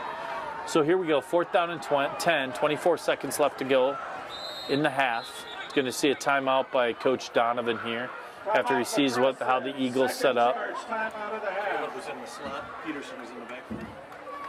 So we had a little change up. We had Akimbaloo in the slot, and we had Peterson in the backfield. I'm curious to see what this formation is going to bring. We're going to have an opportunity here after the interview of Coach Kessler by Dave Peterson. We're going to have Marv Peters. He's going to talk about the Hall of Fame and the inductees. So that's going to be a pleasure. Marv, why don't you join me right now? Marv can help me call the last 24 seconds of the half. So for those that don't know Marv, which I'll be shocked that if there is a Lourdes fan watching from home that they do not know you, I appreciate you coming up, and we're going to talk about the Hall of Fame, you know, shortly after Dave and Coach Kessler finish their little halftime interview. You know, maybe Dave's going to ask the tough questions of Coach Kessler about the offense tonight. I don't know, you know.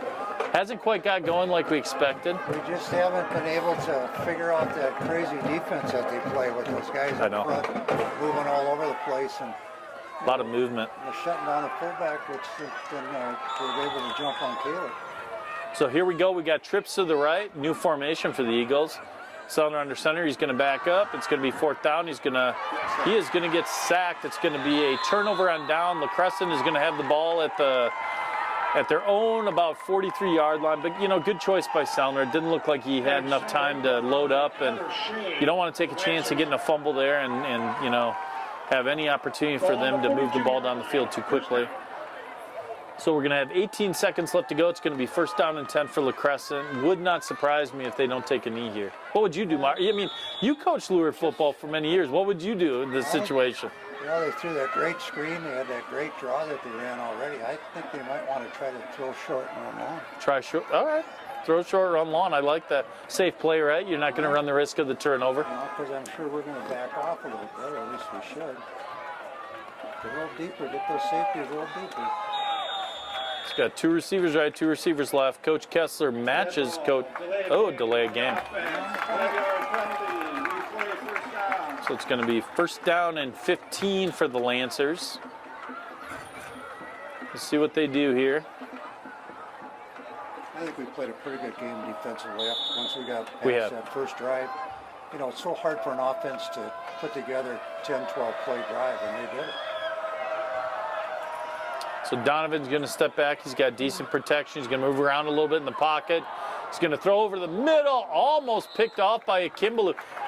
He might have had an opportunity to go away. He's in the open field, you bet. Pass from Donovan. That was a tough runner. Broken up by How about that play by your grandson down here? He laid a lick on that LaCrescent player. Yeah, that was pretty nice. He did that. He got the front block, and it just really worked out pretty good. That was very nice. So we're going to have, that injury. He's just doing real well out there. it's a fun senior class. Yes, it is. So we're going to have 2nd down and 15, 11 seconds left to go in the half. Donovan's going to drop back. There's going to be some pressure. That middle screen. Oh, man. Missed the tackle. He's going to be taken down to about the 49-yard line. Donovan is going to take the timeout, so you're going to have 1 second left to go on the clock. I don't know Donovan's arm, but I'm going to be a little bit surprised if he has the ability to throw a true Hail Mary here. I agree. They're doing that dinking and dunking down the field, and if you got an offense that can do that, Check. control the clock, and it's just like getting a run. You get a 3-yard run, getting a 3-yard pass or 5-yard pass. Yeah, this has been a tough game. I mean, I got to give LaCrescent a lot of credit. They've come out here and, played a physical brand of football. And I do agree with you. Their defense is interesting in the fact that they've got a lot of moving parts. And it reminds me a little bit of what the Vikings are trying to do with the new defensive coordinator. Unlike last year's Vikings debacle with Ed Donatel, where we seem to sit in a 4-3 shell and get destroyed game after game. It's very similar to this year, and it seems like everybody's doing a 3-5. When we played our first game against Dover, 3 linemen, got 5 linebackers. Lake City did it last week. This is a little variation for it. They almost got like a 1-7 in there. But it's hard for high school offensive linemen to pick up. If your guy isn't right across from you, sometimes it gets very difficult to figure out who to pick up. And I should correct myself. Ed Donatel played a 3-4 shell last year, not the 4-3. Either way, it was ugly. Come on, here's the screen again. It's going to be a pass out. They're going to get a couple blockers downfield. He's going to be taken down. That's going to be the end of the half. And the Lourdes Eagles and the LaCrescent Lancers are going to go into the first half break 7-7. So not a ton of offense here tonight. We had the Lancers score first on that touchdown, and then it was followed up by the Eagles on the block punt. So we're going to have an opportunity here, Coach Kessler and Coach Peterson, and so I'm going to pause for a moment and let them do their little halftime speech.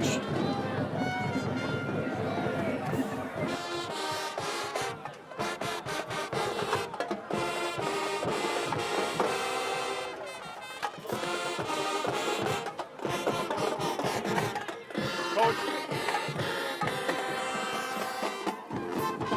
you got me? Can you hear me? Okay.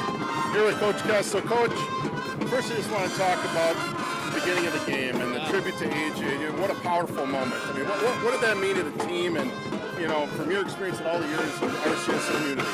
It's a special night, Dave, no doubt about it. To the Quimby family, to friends and family and teammates, coaches, into LaCrescent. Tonight's obviously just not about AJ's, remembering him, but, mental awareness, and for us the whole school community, not just the football program, to get involved and to get Coach Donovan and his program involved also to do that, delay a game is special. That was amazing. Those people that are out there, make sure you call somebody, and there's a lot of people that love you, and make that phone call. Yeah, well said. Well said. Well said. Well, I'd be remiss if I didn't ask you something about the game, too. What's it going to take to get this offense going?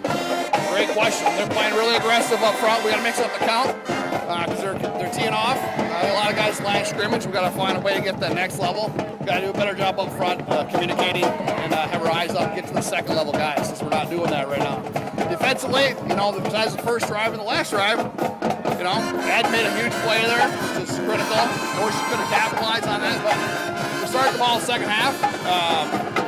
Hopefully we get some momentum with the way we finished, but we'll see. It's going to be, we knew they weren't an 0-3 football team. Quarterback's very good, keeps the play alive, and they're doing a great job mixing things up. So, Thanks, Coach. We Good got luck in the second half. Yeah, we got tackled. That's probably the biggest thing. No, I believe that.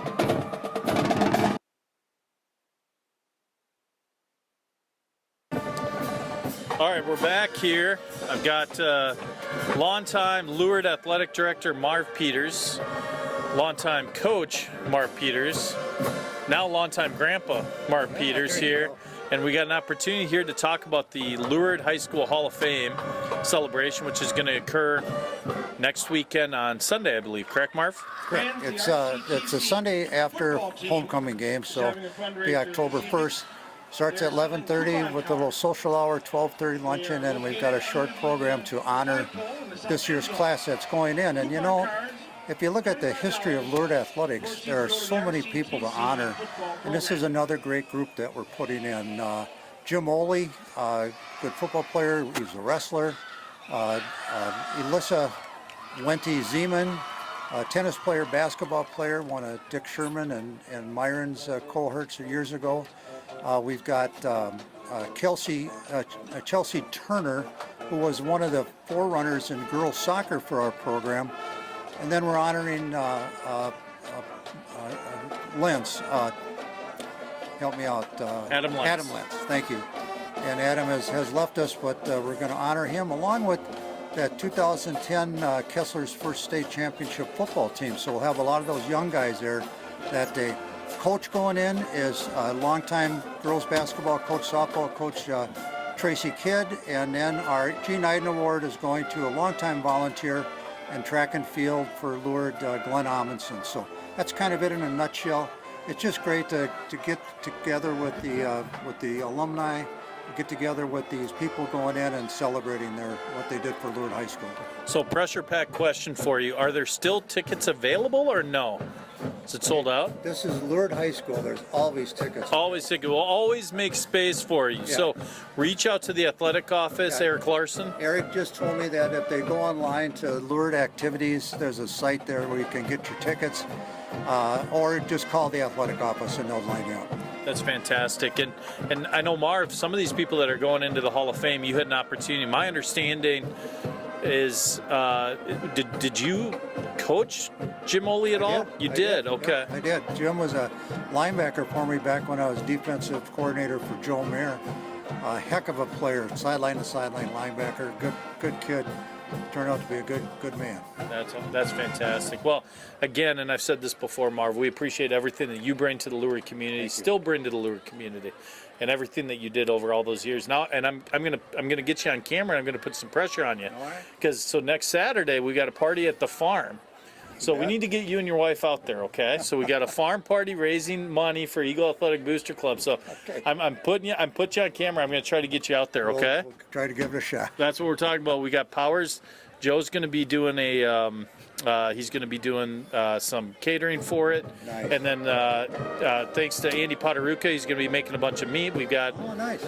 we have plenty of drinks, Okay. and we've got a band. So if you're able to make it out, try to do that. I appreciate that. I appreciate all you do. This is so cool. All the people out there watching, all you Lourdes fans, send a little note to the athletic department, tell you how much you appreciate what these guys do. This is the best coverage in the area that they put on here. Well, we appreciate that, Marv, and you have a great night. And Thank you. let's go get a W, I right? just got to get my grandson a few more plays out there. Yeah, he's going to make a play. That's my prediction. My second half prediction. Difference-making play. Thanks for what you do. You bet. Thank you, Marv. So we're back here. We've got about 9 minutes left to go in the first half. We got the band is here playing. They're not doing a performance out on the field, but we do have them playing. And I don't know if anybody has an opportunity, but the Lourdes band, and Dave, we've talked about this in the past, and of course now I'm trying to get my mic back on, and I'm not really that great at it. Okay, good. Just wanted to make sure. I'm working on this. This is, you think that with your talent we would get any help. No, I mean, I struggle. Like, my hands don't work great. So No, you talked about the Lourdes band, and I got a few things to read off. I mean, they are tremendous. Oh, incredible. The band, so this is just a rundown of the last few weeks. So the band received 3rd place at a competition in Eden Prairie, 2nd place in Eastview, and the flute soloist received the Best Soloist Caption Award. I think I'm reading that right, but Best Soloist in that division. The next week, that was on September 9th, on September 16th, they got 3rd place in Rosemount, and again, the flute soloist received Best Soloist.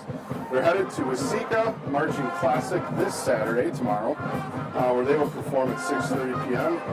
Awards are around 9 o'clock, and a fireworks show to follow. That's fantastic. So, I know we talked about this too, but you go by Lourdes High School, and I was going to a volleyball game the other night, and you get to the game, and there's the band, Yeah. and I don't even know when they start, but they're always practicing. It's I mean, just they a get tremendous amount of after work. it.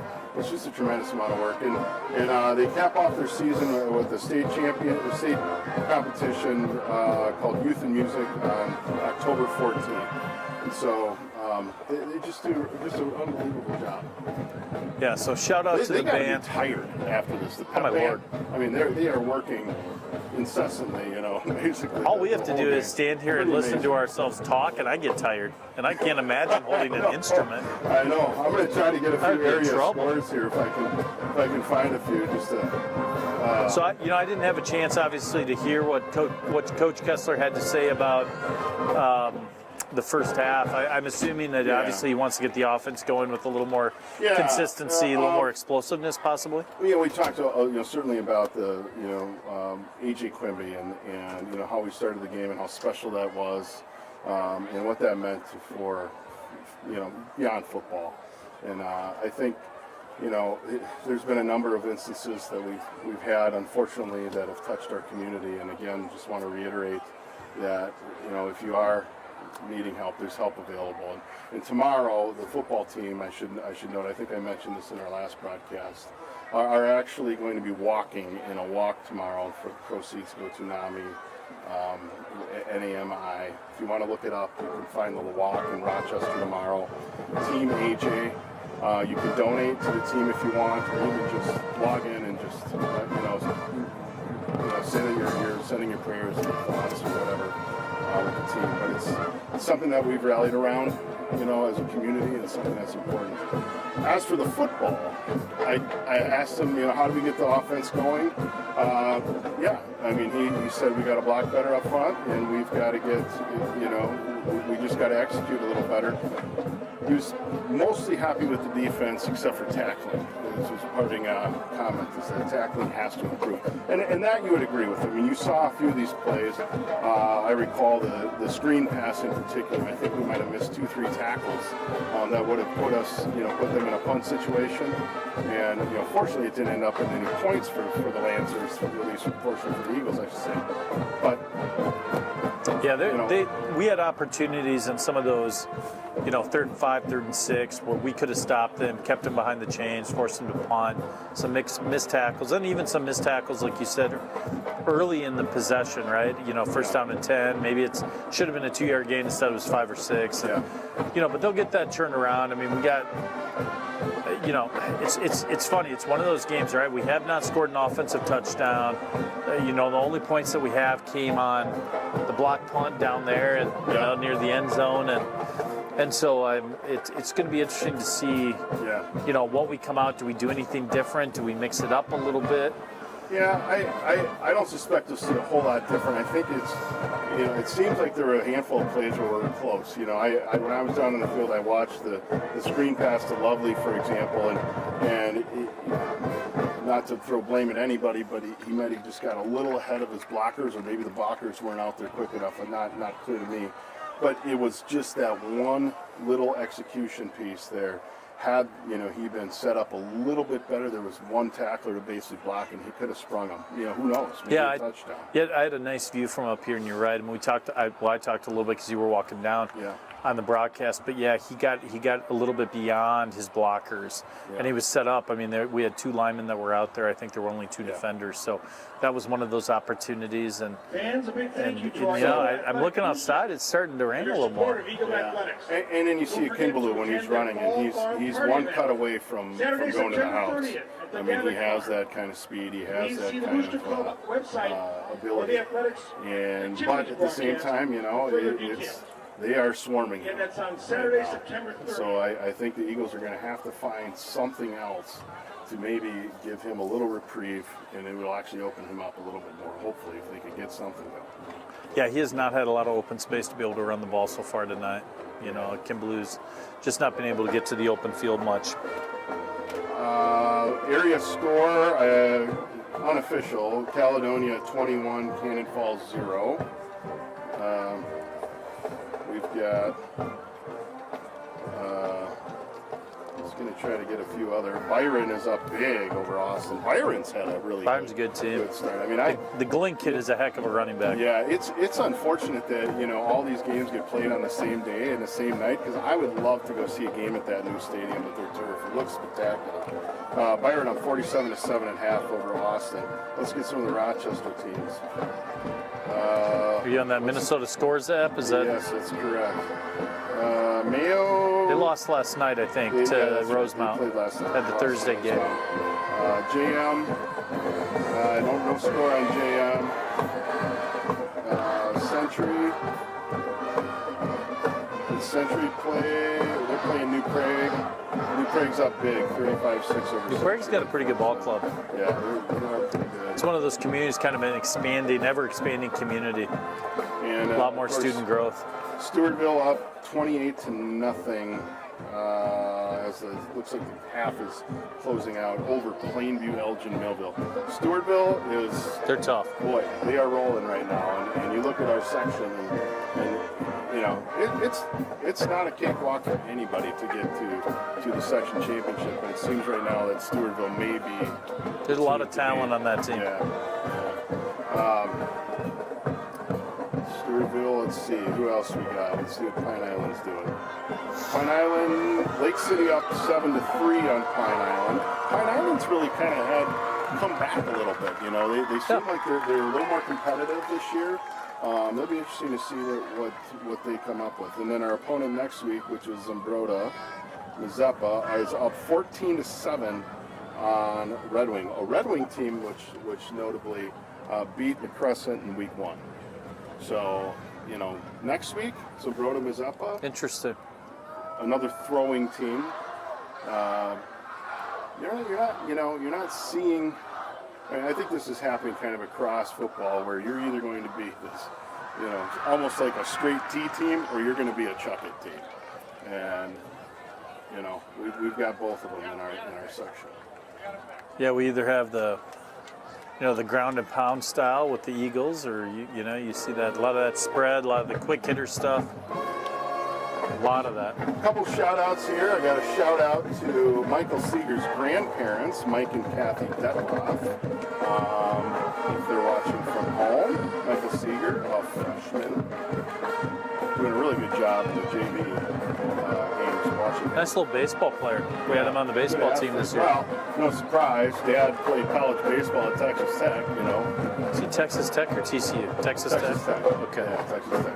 Yeah, we don't want to get that wrong. Yeah, it was very different between Lubbock and Fort Worth. Yeah, I don't think he'd appreciate it if we got it wrong.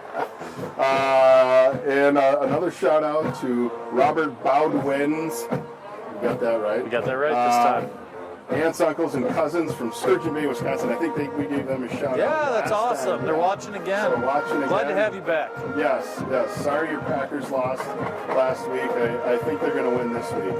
I'm actually not. I'm not sorry. I don't. No, I'm not either. I appreciate you watching, but I just can't. Well, what can we say? We've got 0-2 Vikings team. It's hard for me to support the Packers. Yeah, 0-2 Vikings. They'll be 1-2 by about 3:15 on Sunday. I believe they're going to beat the Chargers.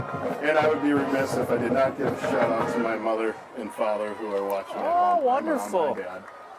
I mean, I know they're here watching your boys, not you. Well, unfortunately, they're having to watch me right now. I know that's the hard part. I mean, it's a sacrifice that they have to make. That's you right. know, but Yeah, to no, my- actually, I'm kidding, of course. and to Dave my does a grandparents great as well. job. If it wasn't for Dave, we would never actually be prepared for these broadcasts. He has notes. He's got everything together. I roll in a little That part's late. true. Dave is always prepared. So Well, you're the I'm diva telling you, and I'm the worker. That's what it is. that's a good way to put it. Yeah. Yes, that's right. Well, we'll see here. So we got about a minute and a half left before the start of the second half. The Eagles are going to receive the ball, and I think you'd really like to see a nice sustained drive. I would be totally fine with an 80-yard, run or pass too. But Well, it's the I think you'd benefit like of to see deferring, this right? offense get rolling a little bit. Just not seeing a whole lot of that right now. Yeah, the benefit of deferring. You get the ball to start the half. We're going to have an opportunity, hopefully, to, move the ball down the field pretty quickly here. Well, I should have said, in terms of the band, I just got to note that there's no halftime show due to the rain. And we'll keep giving that update. Otherwise, they were going to do a show. That's why we're just giving it an update right now. And we're getting great music from them. Yeah, that's right.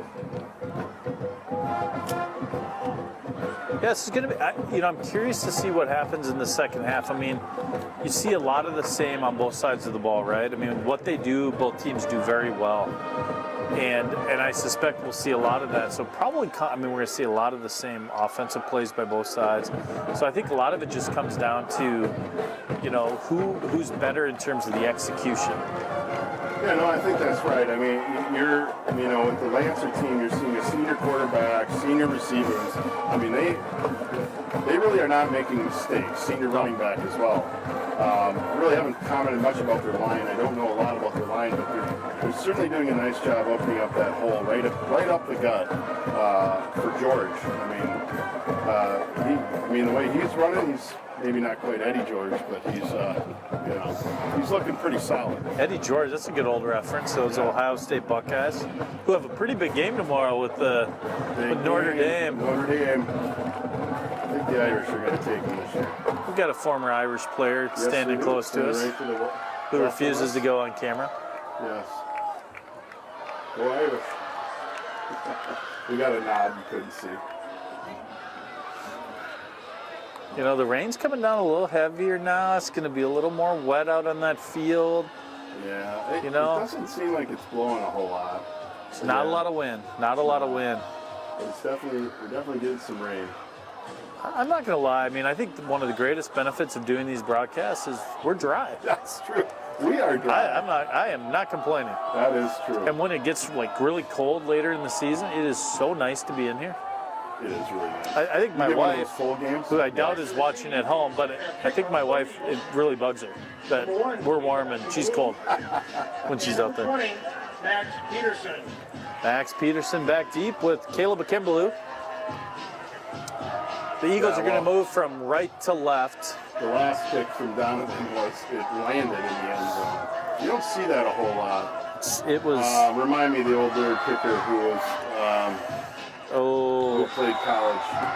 I'm blanking on the name. Oh, Lindbergh. Ben Lindbergh. Yes. Yeah. Great football He can do player. that. Great baseball player. Well, this one's going to get returned. Good return. Kimbaloo's going to field the ball at about the 13-yard line. He's going to fumble it out of bounds. And the Eagles are going to have the ball at their own 13. Wow, they're gonna throw a flag. For what? I'm assuming Is that for a late hit? I'm assuming he may throw it on a late hit. I mean, as much as I would like to see the Eagles advance the ball 15 yards on the field, That would have been. That's a little petty if that's what it is. That's not. We'll see. I think they may have him re-kick. Kick out of bounds. The runner never possessed the ball on the white. Ball will be spotted at the 35. First down. You know what that Interesting, is? a kick out of That's bounds. the play that the Packers did a few years ago, where you stand with the 1 foot out and you field the ball. Field the ball. Right? Don't And that's possess a kick it. out of bounds. It's actually. Very astute call. I was trying to figure out exactly what the call was going to be. So here when calls get past you, I'm surprised. I know. I'm feeling a little inadequate right now. I'm not going to lie to you. So we got a stoppage of play. I think the explanation is going to go to Coach Donovan. No, it is. It's an obscure rule, which is why it's risky to kick it to the edge, because technically the player can stand with 1 foot out and field the ball, and it's a kick out of bounds. And a kick out of bounds.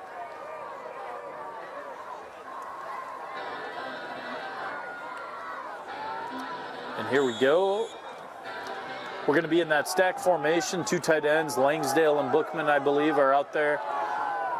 Sellner under center, I formation.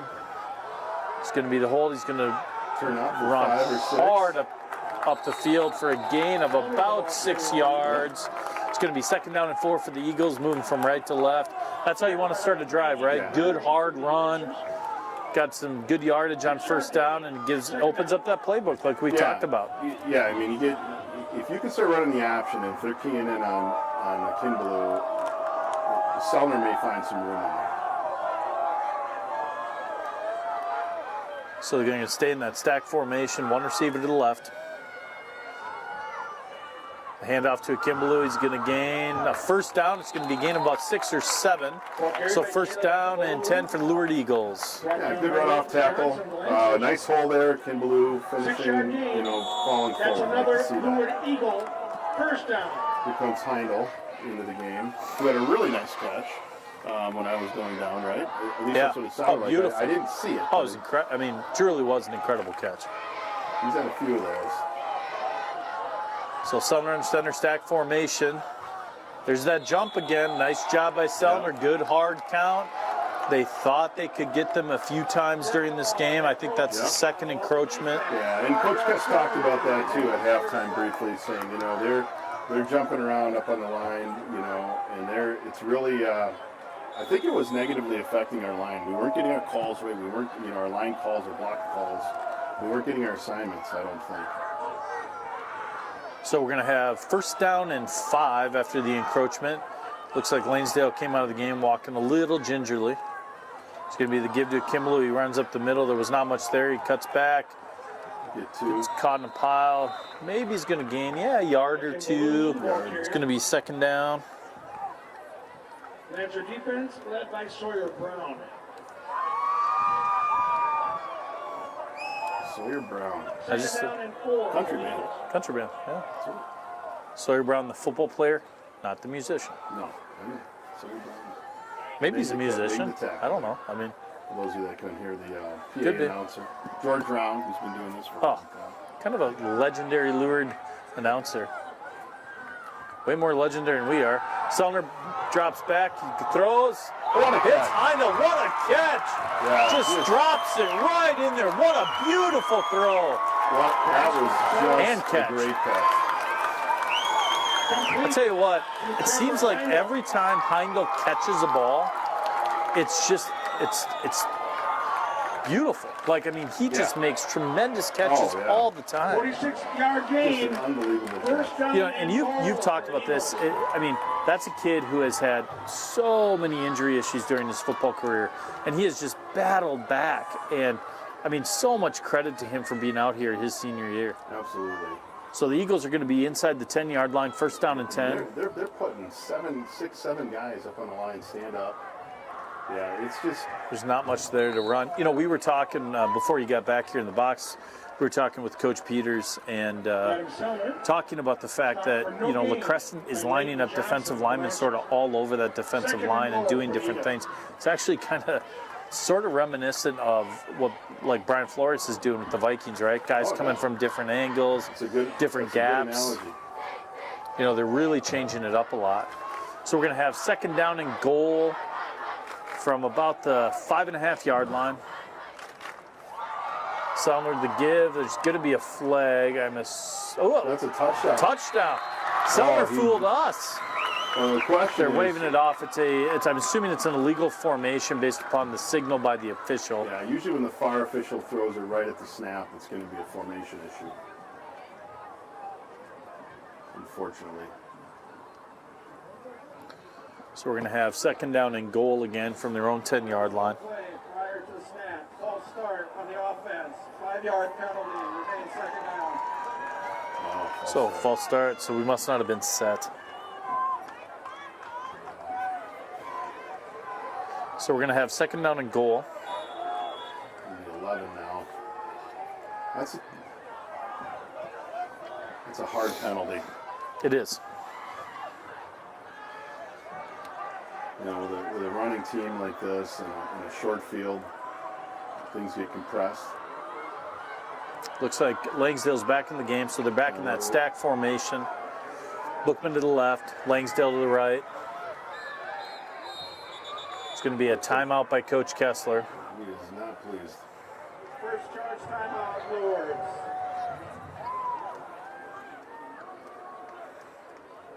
Yeah, he is. He's pretty animated there. I think he was hoping for a maybe an audible. I'm unclear what the issue is there, but well, in a PJ Flex style, it calls a timeout early in the third. Hey, you got three. Might as well use them. I mean, sometimes Fleck uses them in the first quarter. He does. Reminder fans, the Lourdes Athletic Hall of Fame banquet is Sunday, October 1st at the International Event Center. Get the, Yeah, you know, so here you wonder, you know, do you have a pass play in mind? Run it, obviously try to get a touchdown, but try to get some extra yards, set up you know, more of your playbook available for third. Yeah, I mean, you know, we've got a good kicker again, like Lourdes typically does. So it's gonna be second and goal, Thunder under center. Now we're gonna have a false start. Well, now we're gonna be second down and goal from about the 16-yard line. False start on the offense. 5-yard penalty. Remain second down. This is the point in time typically when the coaching staff, what's the phrase, comes unglued. Yes. Yeah, no, these are mental mistakes. You have two false starts. First one takes away a touchdown. Second one now puts you back to the 16.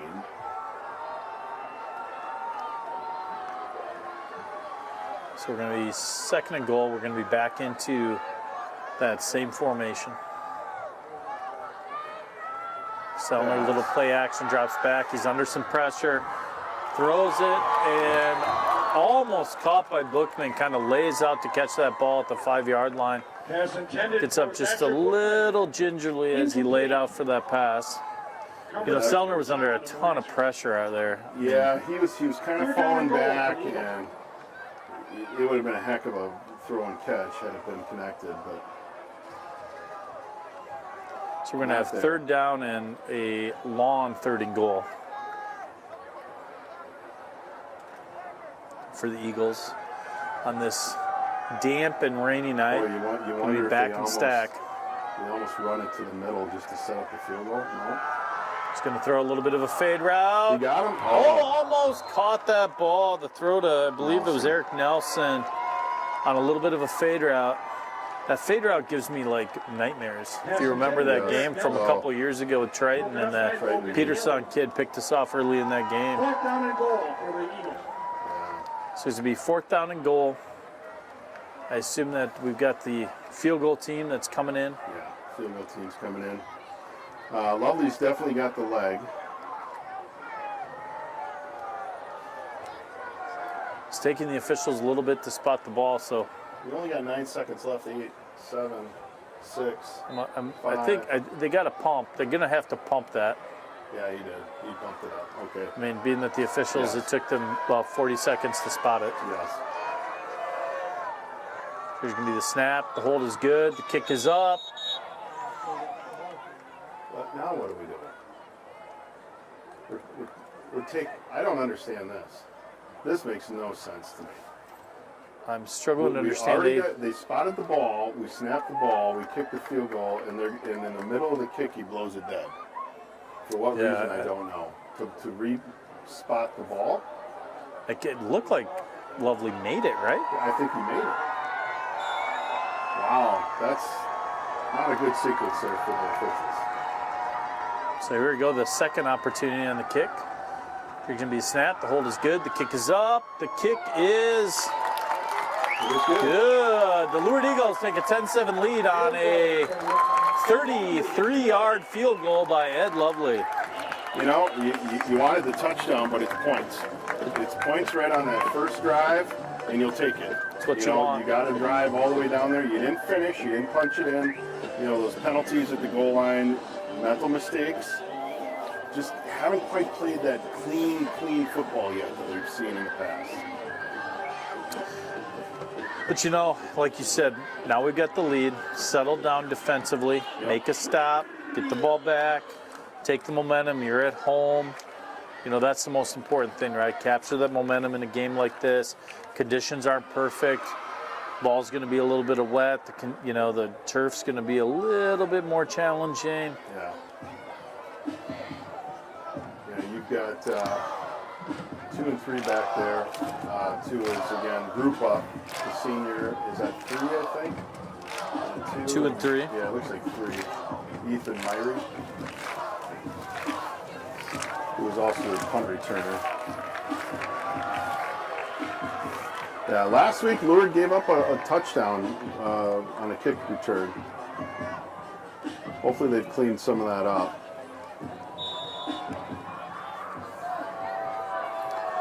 Eagles are going to kick off from their own 40-yard line, which is where you kick from at the high school level. Going to have Lovely kicking off. Here's going to be the kick. It's a good kick. It's going to be fielded down at about the 8-yard line. That's 8. Sorry, I had the wrong number. Oh, wow. There's not much opportunity. He's going to run backwards. He's going to be taken down nice. at about the 2-yard line. Max. He's going to be taken out the 2-yard line. We see a lot of Lourdes players signaling for safety, but that is not how the rule works. Unfortunately, it's where his momentum was stopped, not where he necessarily went down. So that is going to be down at the 2-yard line. Is not going to be a safety. No, you can watch the replay. He's going to be down at the 3-yard line. How about Barry? That's his second big special teams play. Oh, that was Max. Was that Max who made the play?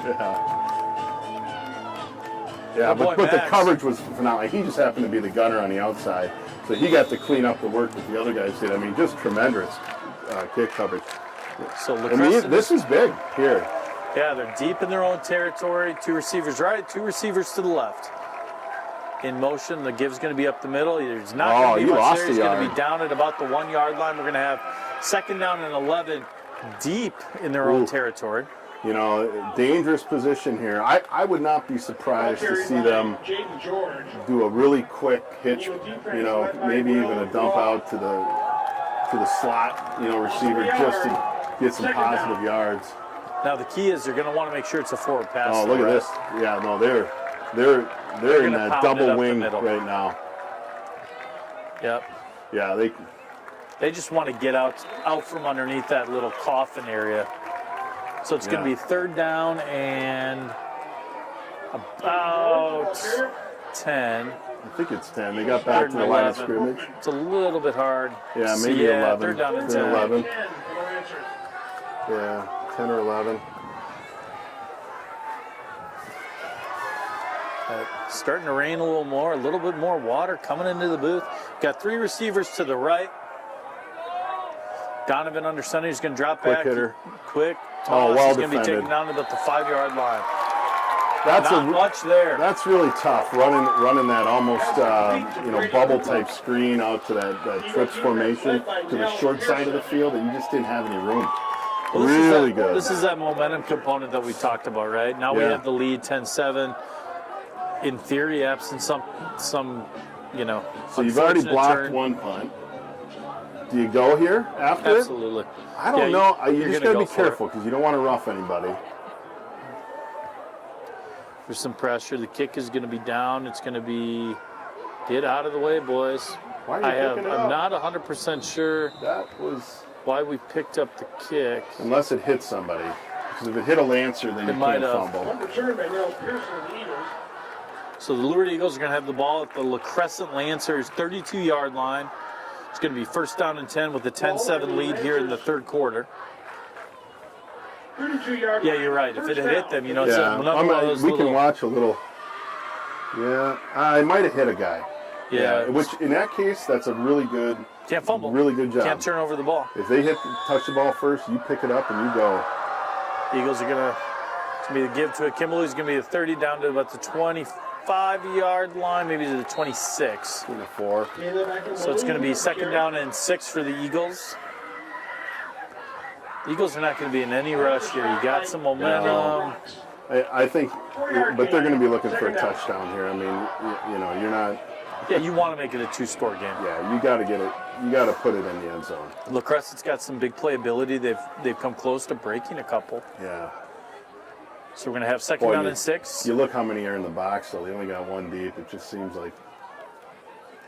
It's going to be the keep by Sellner. He's going to go down run. to, I think, the first. Ooh, just looks like they might mark him just short of the 1st down. So it's going to be 3rd down and very few. 3rd down and 1 for the Eagles. So we're going to have 3rd down and 1 for the Eagles. I think that push play is something that we might see here. It's probably going to be a give to Lovely. Yeah, we've stayed in this stack formation with the 2 tight. A little surprised we aren't doing a little Seen more. it a lot in the 2nd half. There's 3rd down nobody and short. in front of them. I don't know It's why going to be you the give to wouldn't. Lovely. Yeah. Nice little cutback. Nice run for the 1st down.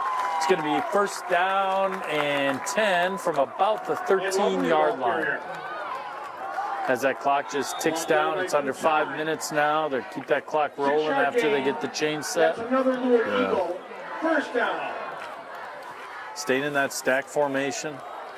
You know it's going to be a run-heavy formation. I think you have Nels Pearson split out. Center under center. It's going to be the give again to Lovely. Nothing Not there. much there. 2nd down and goal. That was stuffed up. Number 52, And Lovely stopped for no gain by Carter Shea. Deontay Brox. It's a big kid. 2nd down. 6'3", 240. They growing big down there, down in Apple Country. Yeah. Got to eat a lot of apples. A lot of apples. That wouldn't work for me. I'm a red meat guy. So it's going to be 2nd down and about 10. Stack again, Sellner under center. It's going to be the keep, the late pitch to Kimberly's going to be to the 10. A nice cutback to the 5. Oh, there's down flags. to the 2, 3. It's going to be a penalty flag. I assume Either it's going to be holding a hold or a on the edge. crackback block. I don't know. Yeah, probably a hold. You could see Booking our young was a little quarterback upset. Sellner was not particularly happy that the penalty got called. We get a benefit of somewhat of a replay up here. We can take a look here. During the run, illegal block in the back, number 5 of the offense. 10-yard penalty. Oh, I don't know about that call. It looked like he It was looked like engaged. he had him on the side, yeah. And he was engaged, and the defensive player turned on him. But Yeah. So we're going to have a 2nd down That's a and tough long. call. That's a tough call. Yeah, from what I could see, it just appeared that he was riding him through the play.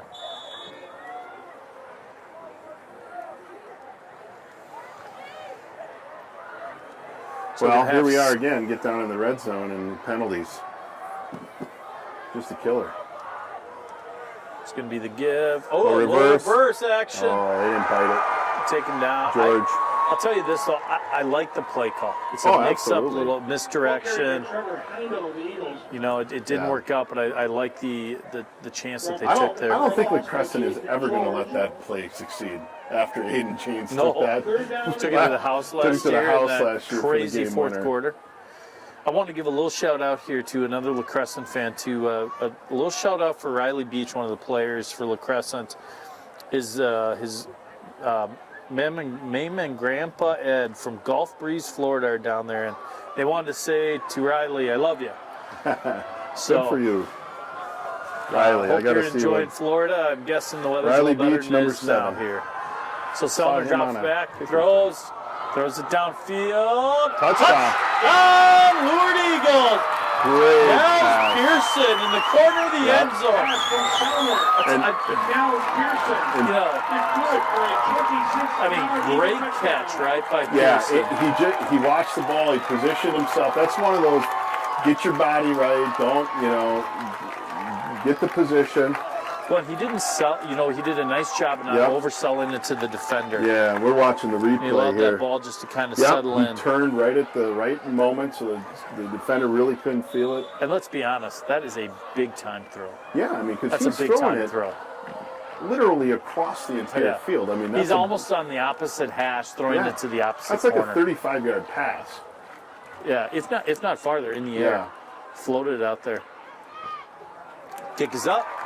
Kick is good. The Lourdes Eagles are now up 17-7 with 2:55 left to go in the second half. Big touchdown. Really nice to get the offense rolling there and get something through the air. You know, we've seen bits and pieces of that with Heindel. Really haven't been able to get much going with the tight end, but it's nice to see somebody else contribute like Nels Pearson. Yeah, I mean, honestly, like you were saying, our best offense so far has been through the air. We just haven't been able to get anything established in terms of the run game, which is obviously what we do best, right? That's Lourdes Eagle football. But, you know, you do have, I mean, this year you got a quarterback, right, who can really throw the football. And he laid that pass out. We got some receivers with some speed. And obviously, you know, the Pearson kid did a great job setting that up. I mean, I don't know. He's got to be at least 6'2", 6'3", maybe. Pearson goes. Yeah, that's a good question. 6'3" is on the program. Yeah, I mean, so you're using his height advantage there. I like the call. I like the pass.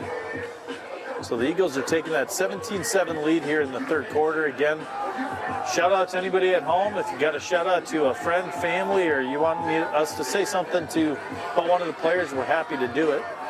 And again, you can text at 507-993-0247 as we're happy to do that on the player or family's behalf. And like we said, this is supplies to both LaCrescent and also to Lourdes Eagle fans. Absolutely. So the kickoff from the 40-yard line. There's the kick. It's going to be fielded down at about the 12. He's going to upfield. He's going to cut back against the grain. He's going to be to the 25. And he's going to be taken down. A little hard to see. I'll tell you what. My vision is really not great. Number 10, we got to get you in. Oh, weird. Shout out to your wife to schedule an optometrist. You know, Drew Todd. You know, if Ty Huber is watching at home, even though he's a Century parent and his son's now playing at Augustana, Ty should probably get in because I can't really see the numbers anymore. It's a bit of a problem. Drew Todd. I wonder if that's is that related brother to Carter Todd, the great player from last year. So 3 receivers to the left. Throw a little swing. That is a fumble. That's a fumble. That is a fumble. Oh, I can't wait to see the boy. replay on that. Coach Kessler is not happy. That appeared to be a lateral. Ooh. Oh, wow. For those watching at home, we have the benefit of replay. We're going to see right now. He's going to throw the ball. That is a backwards pass. Clearly a lateral. He threw That at was least a 2 to 3 scoop score that just got taken away, unfortunately, for the Eagles. 2 to 3 yards behind the line of scrimmage. Or from the point at which he released the ball, I should say. It's going to be a nice run up the middle. It's going to be 3rd down and about 4. Ball carried by Jaden George. Eagle stopped by Colin Weinshank. 3rd down and 3 for the Lancers. So we're going to have 3rd down and short for the Lancers. You know, this is one of those moments in a football game where the Lancers, We're getting like music in between plays now? We are. It's pretty impressive, isn't it? But the Lancers need to put up a score. Oh, great job. Nothing there. You got Martishay, about 4.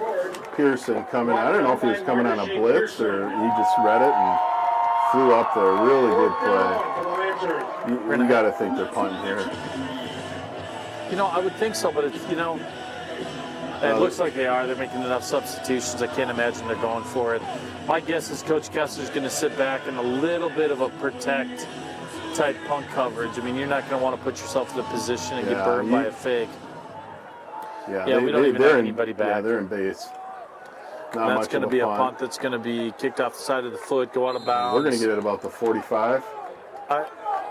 Well, let's see where he walks to. Unless this official. I honestly thought for a moment he was going to mark that where he started, and we were going to disagree. Yes, with that would have been a disagreement. We would have thought maybe it wasn't the best spot. 44. So 44-yard line. The Eagles are going to take possession up 17-7. Again, have a ton of momentum right now, and I would assume, you know, it's interesting, right? Are you going to keep the ball on the ground, or are you going to take a kind of a dagger shot here, right? You know, you just see how many guys Lancers have on the line, and you just got to think there's something out there for a slant or a Not going to be tight much end up there. the field. I mean, we got one safety deep. And lovely, the ball carrier. I think we'll be content to Stopped by Dante Brown. Yeah, I mean, run the ball. get to too. that fourth quarter, too. You got a minute 15 left to go. It's 2nd down and 9. Yeah, one more touchdown here, though, almost puts it out of hand for. Well, I shouldn't say that. Let's not remind ourselves of last year's game.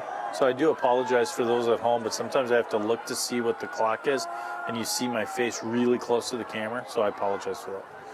So 2nd down and 9. Sellner to give to Kimbaloo. Nice little cutback. He's going to turn upfield. He stays on his feet. Down to the 25, to the 20, to the 15. Running hard down to about the 8-yard line. Oh, did he The ball fumble? came out. I could not tell, though, Blue on the carry. if it came out as he hit the ground.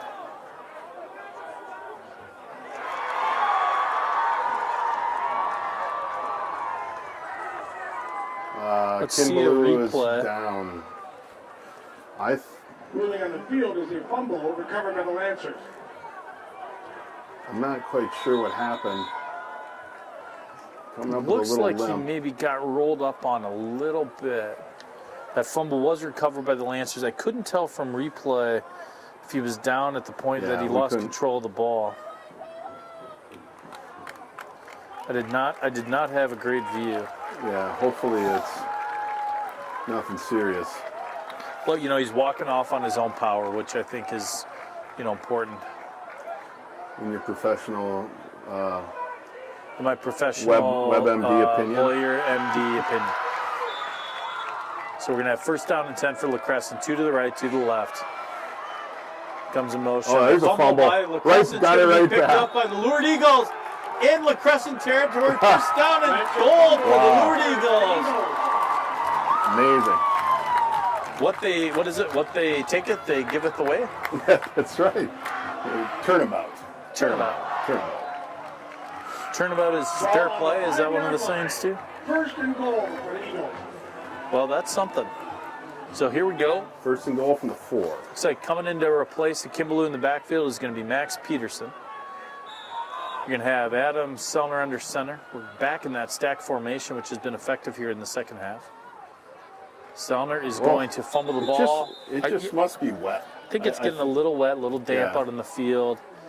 You know, and sometimes it's sort of the nature of sports, right? Once something happens, it just kind of becomes part of the storyline. Right now, 3 consecutive fumbles. Yes. 4th quarter. The traditional four fingers in the air. So Well, we're gonna let's see here if Lourdes can punch this one in.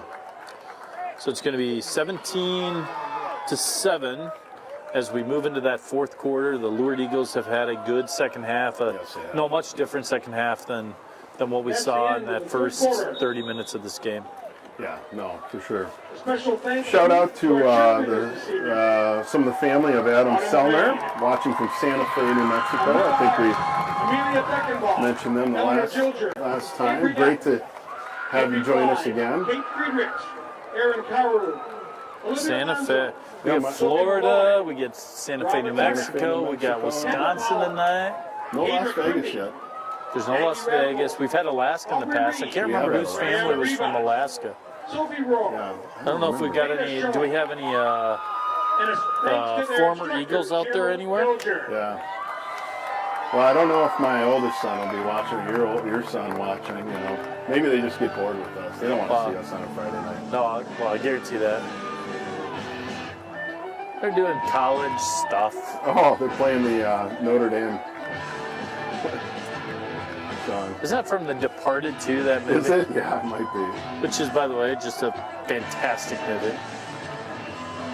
All right, so at the risk of it getting too close to the camera, for the next little bit, I have to peek around the corner here.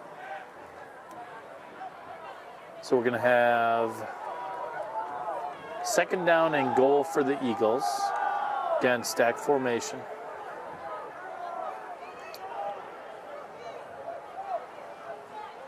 Selner.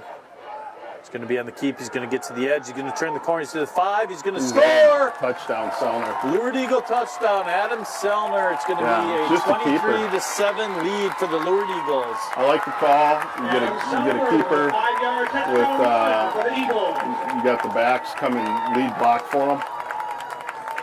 Keep the ball in your quarterback, your athletic quarterback's hands.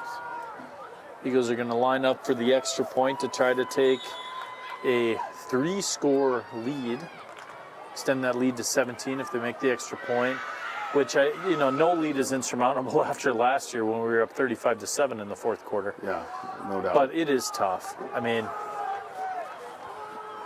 here's going to be the snap, the hold, nice hold. Kick is up, kick is good. The Lourdes Eagles are now up 24-7 on LaCrescent. Yeah.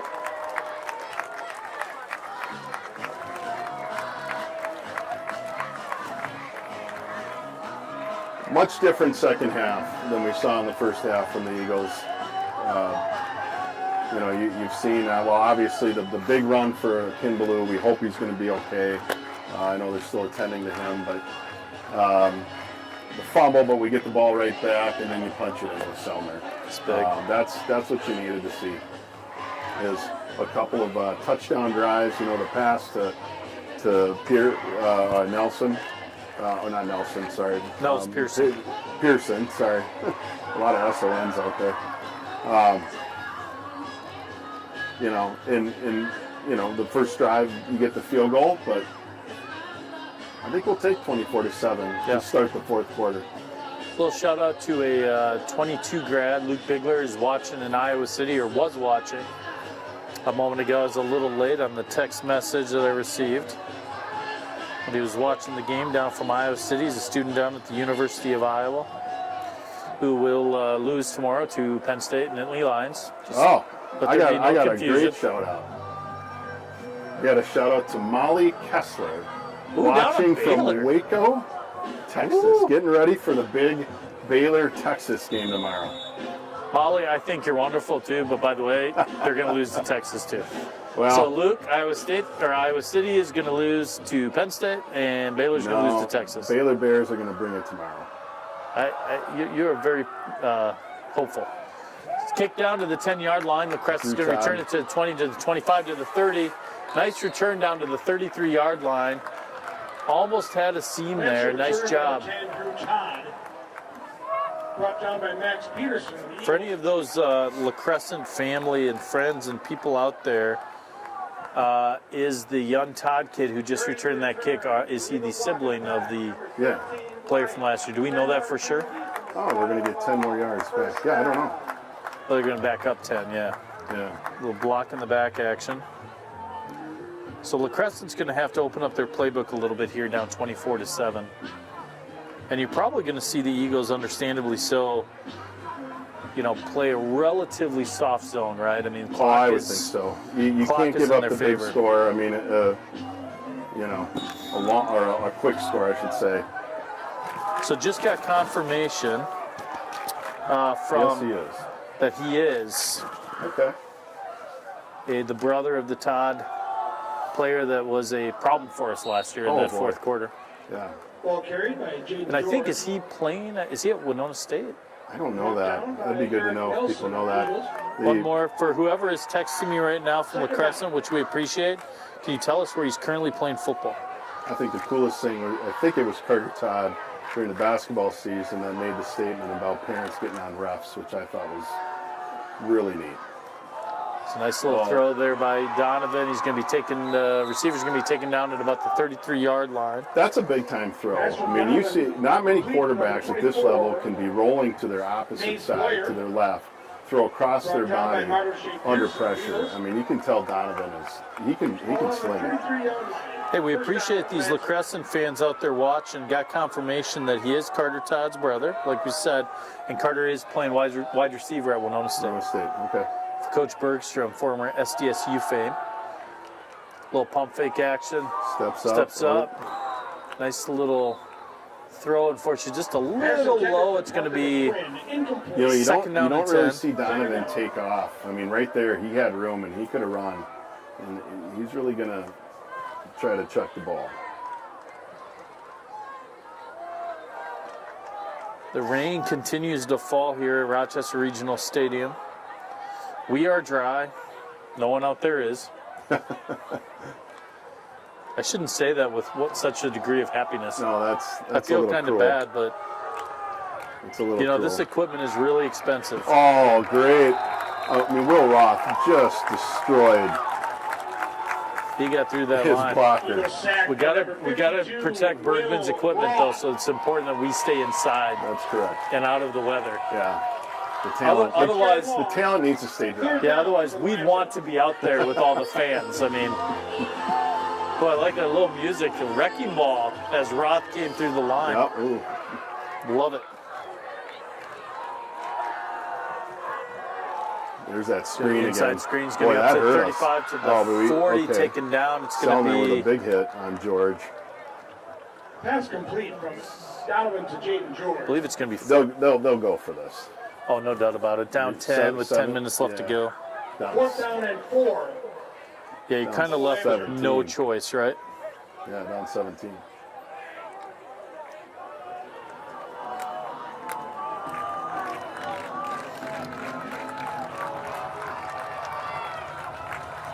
Drop back to pass. Broken up by Selmer. Oh. Oh, no, there's going to be a penalty called in the backfield. I couldn't Holding quite on the- tell if it was holding or a late hit. I could not tell.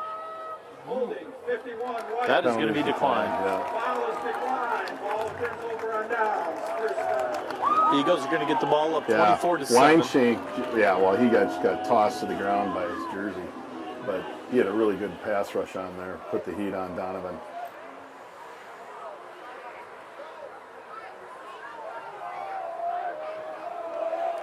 Still raining out there. You can see it in the lights, the Friday night lights.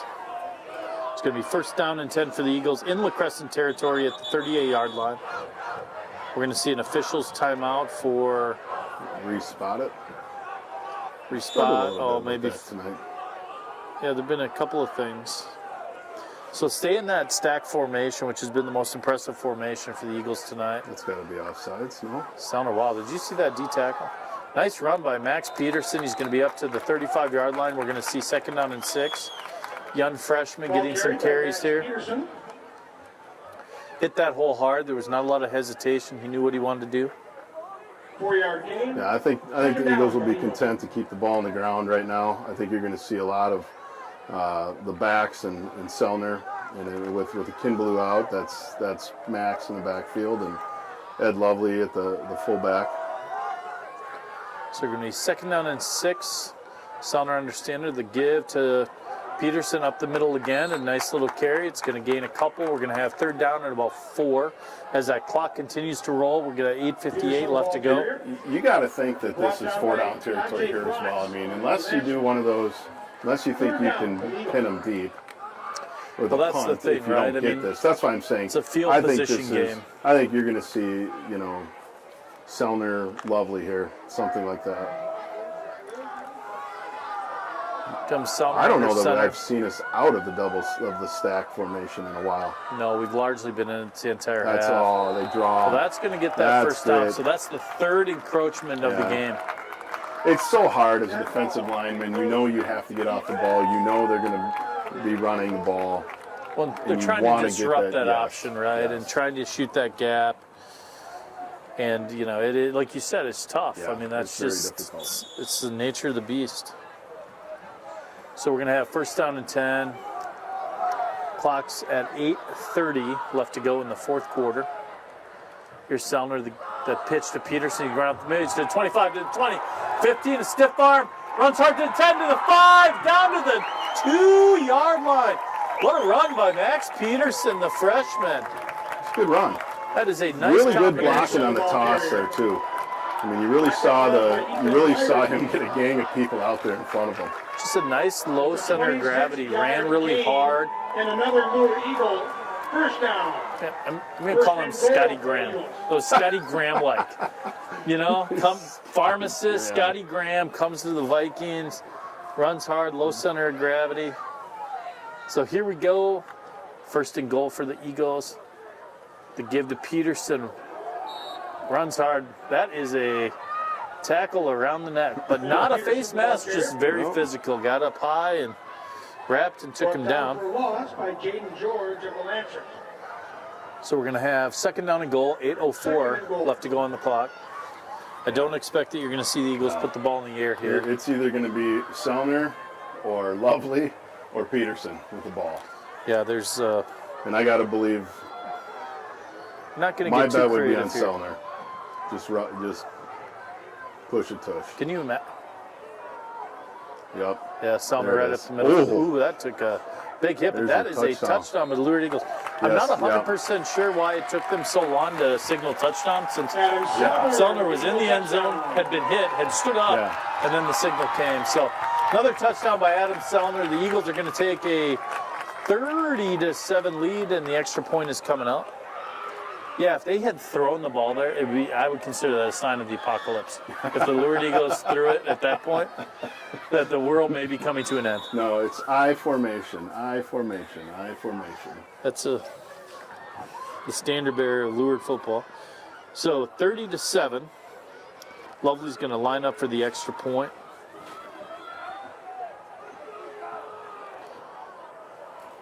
The snap is up. The hold is down, is good. The kick is up, and it is good. And we have a 31-7 Lourdes Eagle lead. Yeah, 31-7. I mean, this is what Lourdes needed. You know, you go back the previous 3 weeks. Week 1, you go into Dover Yoda with some confidence, and you really played. I'll just say it, a bad game. You played a bad game. That was And credit to Dover Yoda. Probably better than maybe the team had anticipated. Week 2, you come back against Plainview. You know, we win the game. Don't get me wrong, we win the game, but you didn't really see a whole lot of any of what we're seeing in the second half here. Last week against Lake City was just a dogfight, and you just want to get out of there with the win. This week, first half, a little shaky. Second half, you're seeing a little more domination that you wanted to see. Yeah, and you know, I mean, they're playing Lourdes Eagle football, right? You're going to pound the ball on the ground, take some shots downfield. The shots downfield have been effective tonight, and they've got a 31-7 lead. But I do agree with you. I think this is the best. And again, I missed last week's game, but this is the best brand of Lourdes football that I've seen this year. Yeah. And as you said, you know, Dover Yoda, I think that was kind of a bit of an enigma, right? I mean, because it's week 1, you just don't know what you're going to get into in a game like that. And credit to Dover, right? I mean, they played hard and physical in that game, and came kind of punched us in the mouth. Drew Todd and Grupa back. Brady So Grupa. Todd and Grupa back. There's a kick. It's going to be fielded at about the 15-yard line. Todd. It's going to be to the 25 to the 30, up to about the 32-yard line. He's going to be taken down by a Lourdes Eagle player whose number I can't read due to poor vision. Max Peterson. Max Peterson on the tackle, gunning from the outside. Big run, big tackle. Eagle kick. I got Defense led by number 2, Nels Pearson. you know, as your son, I think Max has got to be so blessed that he got Kate's genes. You know, your whole family's blessed She that doesn't they even have. understand football. No, I know, but I'm talking about the physical component, the athleticism. I love you, honey, but you don't understand football. So a nice little throw. That's a nice throw by really Donovan. is. The ball down to the 46, and I mean no disrespect by that, but I mean, you know, Will, Silas, Max, they all need to thank Kate. Kate, you're a saint. So the LaCrescent Lancers is going to have the ball at the 46. They're going to hustle up here, down by 24 points here in the fourth quarter. Yeah, Robert Baldwin down on the bottom of your screen here in coverage. He's going to roll out. He's going to get out to the edge. He's going to throw the ball downfield. He's got a receiver open down at the 20. He's going to be down at about the 12-yard line.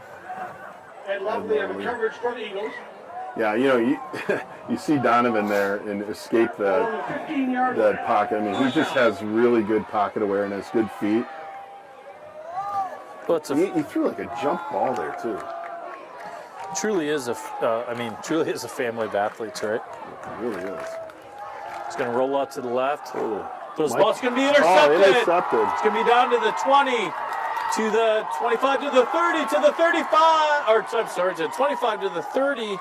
That's going to be intercepted by, I believe, Chase Carroll. Chase Carroll. Intercepted by number 8, Chase Carroll. Wow, Bad the freshman. interception by the young freshman sitting back in that zone coverage. What a moment for him. How cool. And, there's a flag. You had Michael Lovely on the pressure, freshman, Ball on and the Chase 30-yard Carroll. line. First down, Eagles.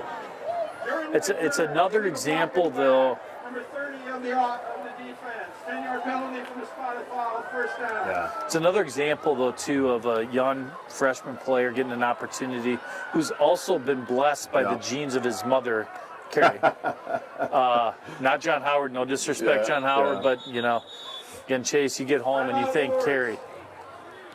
So nice play. I think Lourdes taking a timeout here just to make sure they got their personnel in. They're going to start substituting now. You're going to start getting backups in at this point, and which is a hallmark of the Kessler regime in the sense that you never really see him try to rob a score. You'll see that from other teams, not to be named, but you just don't see that from the Lourdes team. When they have an opportunity and the game is over, get the kids in the game and get them playing.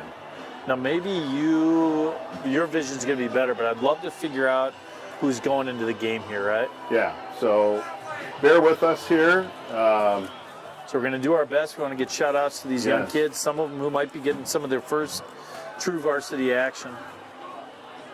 So, all right, so number 82. So you got,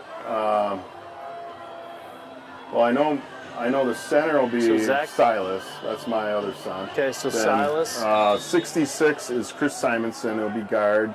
58 was Jake Geyer. He got in the game earlier. He did. He got in when earlier. Bergman was out for a couple plays. So now you've got Steve at the fullback with Max Peterson at the tail. But he's been. I think Carroll is at quarterback. If I can. Yes, Carroll's at quarterback. False start. It's going to be, I'm assuming, a motion penalty on the Lourdes Eagles. Number 70, a call, Menyang, No snap. freshman. False start. Number 82 of the offense. 5-yard penalty remains. Little anxious. Hey, young kids getting in. I mean, this is part of what I love about Friday Night Lights, man. These are kids that are getting their first opportunities to get in a game. Yeah. Zach Geyer, I love this. At tight end. 78, or no, 70. Is that 78? I have a hard time seeing that far away. Also, Ty Huber, you should talk to Dave about better glasses and contacts. Give up the middle to Steve. We're going to see second down and 15. Ball carried by number 22, Michael Got 6:39 left to go on the clock, and coming in number 34. Who's number 34? That's Lucas Brooks. So Lucas Brooks is coming in. He's going to get. He'll come in he's going to come in at tailback. Or is he coming in at fullback? He might come in at full. They can play both. No, he's tailback. Yep. And who is in at fullback? I think it's still Steve. It's still Steve at fullback? Or is it 21? It might be Nelson, Jack Nelson. Jack Nelson. Or is that, no, that's Steve. So here we go. Carroll under center. There's going to be the give to Lucas Brooks. You know, I've had a lot of opportunity to watch Lucas in these B squad games, right? Yeah. I mean, that kid runs He's hard. Fast. He is fast. And you know, let's not forget he comes from some football pedigree, with his dad having played at St. John's. Really, he's a Johnny. Yeah, he's a Johnny, big time Johnny. So I'm assuming he had to have played for Gagliardi because Gagliardi coached from like 1890. Yep. Yes, to he played for the 21st century. I want to say Dennis Brooks played in probably early 90s, maybe mid 90s, he's about mid-90s. our age. Is that right? Yeah, I think, yeah. So here we go, Carroll under center. Got 17 is in the game. That's Easton Davis. It's going to be the give, I think, to Brooks again. We're going to have fourth down, and I assume we'll get the punt team out here. Yeah. Lucas Brooks on the carry. So we're going to have just under 5 minutes to go by the time this punt occurs, I suspect. Yep. So the Eagles are going to punt. It's going to be fourth down and long. Who's back? Ethan Meyer. It's like Brett Favre. I don't know. Do you pronounce it? Brett Favre. Favre. When you say Favre, though, it sounds like Silence of the Lambs, like Favre beans. Yes. Oh boy! Oh, got it off. That is not going to be fielded. That scared me for a moment. I thought we might have a blocked kick. Ball's going to go out at the 43-yard line. If you had Silence of the Lambs on your bingo card, congratulations, you just won. Yeah. Oh, that would be a fun. One of these broadcasts, we should do that. We distribute a bingo card to people at home of things we might say, like convocation. Yes. We, make Mike Kessler seem like he's Tom Osborne. When they play Cannon Falls, it's Tom Osborne versus Woody Hayes. We say a lot of that stuff. We thank Jess Kessler for being married to Mike. So here we go. The Eagles are going to line up. I can't tell who's out on defense, but he's going to drop back. He's going to look. He's going to throw downfield. He's got a receiver. That is going to be a long touchdown for the LaCrescent Lancers. Touchdown to Parker McQuinn. Pass complete from A.J. Dowling to Parker McQuinn. It's a well-thrown ball. That is. But you've got starters in against, backups for Lourdes. Yeah, some of almost the all very first, underclassmen. action out there. Gabe Quinones is in there. Another good athlete. Yeah, freshman. Jack Nelson is now up at the top of your screen. First year coming out for football for Mr. Nelson. What year is he? He's a sophomore, I believe. Love it. Yeah, Love it. Sophomore. Yeah. Here we go. LaCrescent's going to line up. Go for 2, it appears. Yeah, so you go for 2, that gets it to, if you get it to 16, theoretically, right? You might see Lourdes go back to starters. He's going to roll out. He's going to throw. He's going to overshoot him. So we're going to have a 31-13 game. It's still going to be a 3-score game with a little over 4 minutes left to go in the game. Correction on the marching band. They are performing at Wasika tomorrow. The marching band is in Wasika. Good luck to the Lourdes number 5 ranked girls soccer team. You hear George Brown talking about girls soccer. I actually watched them the other night, and that is a good team. It is. I haven't seen the boys team play yet, but the girls soccer team, when I saw them, boy, they have some athletes. They have great athletes on that team.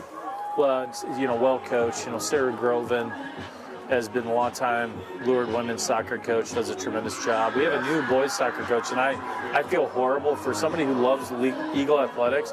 I don't know his name, and I apologize for the people at home. So if somebody knows his name, name, please let us know. Yeah. New coach took over for the Kane family, had been longtime coaches, and so I apologize that I don't know the new coach's name. So the Eagles are lining up here with the anticipation of an onside kick. Got Peterson deep. Yep.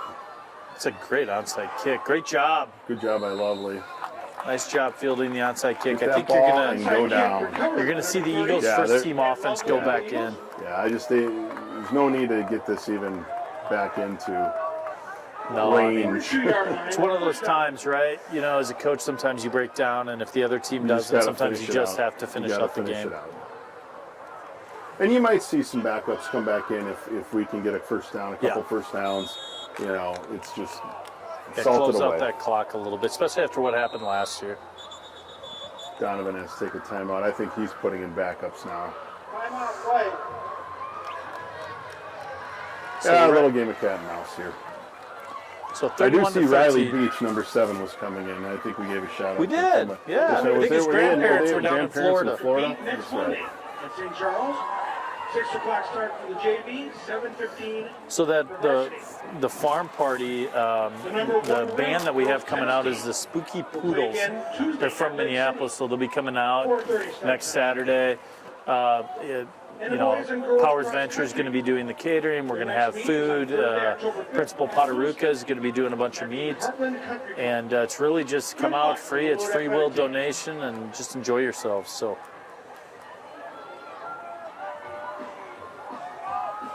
So here we go. The Eagles are going to line up that stack formation. Sellner the give to Peterson. Nice little run and cutback. Another little cutback. Runs hard down to the 45-yard line. It's going to be 1st and 10 for the Lourdes Eagles. And now Coach Kessler's going to put his back up, his second string back in. Get that first down and then First down. get the backups in. And I couldn't tell, did Coach Donovan make some substitutions when he took that time out? Yeah, he did. He did. So that's Coach Kessler, you know, again, returning the favor. A lot of respect between those two coaches. Yes, there is. You got Michael Seeger down at the bottom of your screen, number 14. Try to get some shout-outs to some of the players on the So field. Carroll the give. Yep. Is that That's Brooks. Brooks is in at tailback. So we're going to have second down and 10 as that clock continues to wind down Actually, under 4 minutes. It's not Carroll. Sorry, we've got that wrong. That's Abe Lovely. Oh, Abe Lovely's in at quarterback. Yeah, Abe okay. Lovely's playing Our too. apologies to the people at home. It was hard to see when they're down on that other end if that's a 6 or an 8 on the jersey. The angle's tough. If RCTC could build one more level a little higher, that'd be great. Give us a little better angle. There's an offsides. Yeah. There's going to be the give to the fullback to Sieve. He's going to be taken down at the Nice 40-yard hard line. Yep. Another family that's had some athletes throughout the program. Both sisters, played basketball. His sister that's closest in age right now is one of the tennis players on that Lourdes Eagles tennis team. Oh, yeah. That's very, very good. I mean, they've got an opportunity. Last year they won the state championship. You know, this year they're competing again. I think they may be undefeated at this point in the season. You know, one of those tennis families here at Lourdes. So we're going to have third down and about 5 for the Eagles. It's going to be the give to Brooks. Nice run. He's going to be down to the 30-yard line. Good hard run. That was great. I mean, nice acceleration. He hit that hole and got downfield quickly. He's fast. Brought down by Mason He's Conroy. fast. Nelson coming into the game. 12-yard Jack gain. Nelson, number 21. Another Eagle. First down. Easton Davis coming out.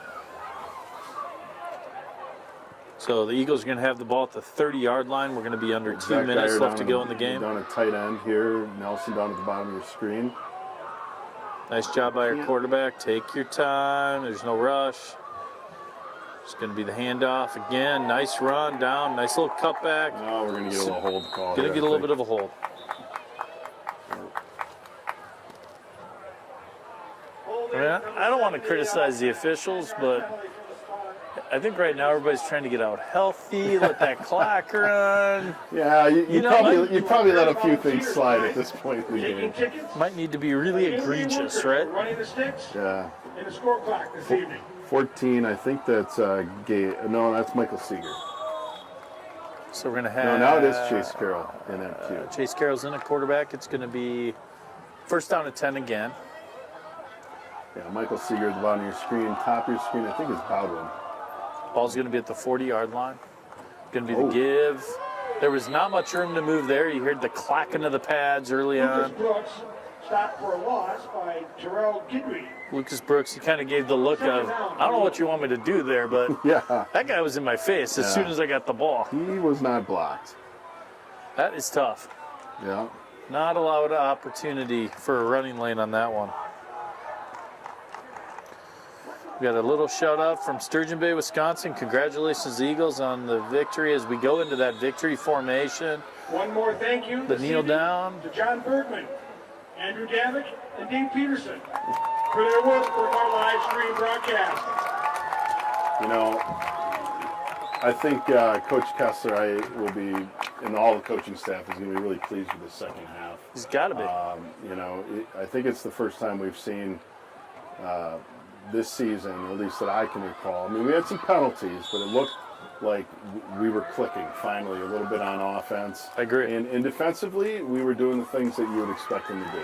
And it's tough, you know, normally after games I like to kind of poke and prod coach just to, you know, see what reaction. There's not much. I mean, they played a good second half and, you know, credit to the Eagles. This is a good victory. I mean, this is a well-coached LaCrescent team, you know, as we've talked about, a program on the upswing. And you know, the Eagles rattle off another win. We go to homecoming next year or next week, and against the Zimbrota team. But that was an impressive victory. Big game next. Just one more reminder. We've got the walk tomorrow is with the team. If you're able to make it, that'd be great. I'm just hold this up to the screen here to show you what it looks like. If you wanted to take a look at that, it's Team AJ. Lourdes football is the team. And hopefully we pray for good weather. Or you can always log in and donate if you want to do that. Great cause. And what a special night. Yeah, and thank you to everybody watching at home. Thank you to John Bergman for his production here tonight. Again, I don't know nobody here can see what's in this booth. It's pretty incredible from a high school perspective. I want to give a thank you again to Mark Peters for coming in and giving us a halftime interview. And I think we'd be remiss, Dave, like you talked about. I mean, this was a night to honor, one of the fallen players for the Lourdes Eagles. And I just, we're here, in honor of AJ too, and thank you to the family and for all those that have lost family members. On behalf of Dave and I, we give you nothing but our best. Eagles, and we'll see you next week for homecoming. Absolutely, we'll see you, and have a great night, and we'll see you next week. Thank you, everybody.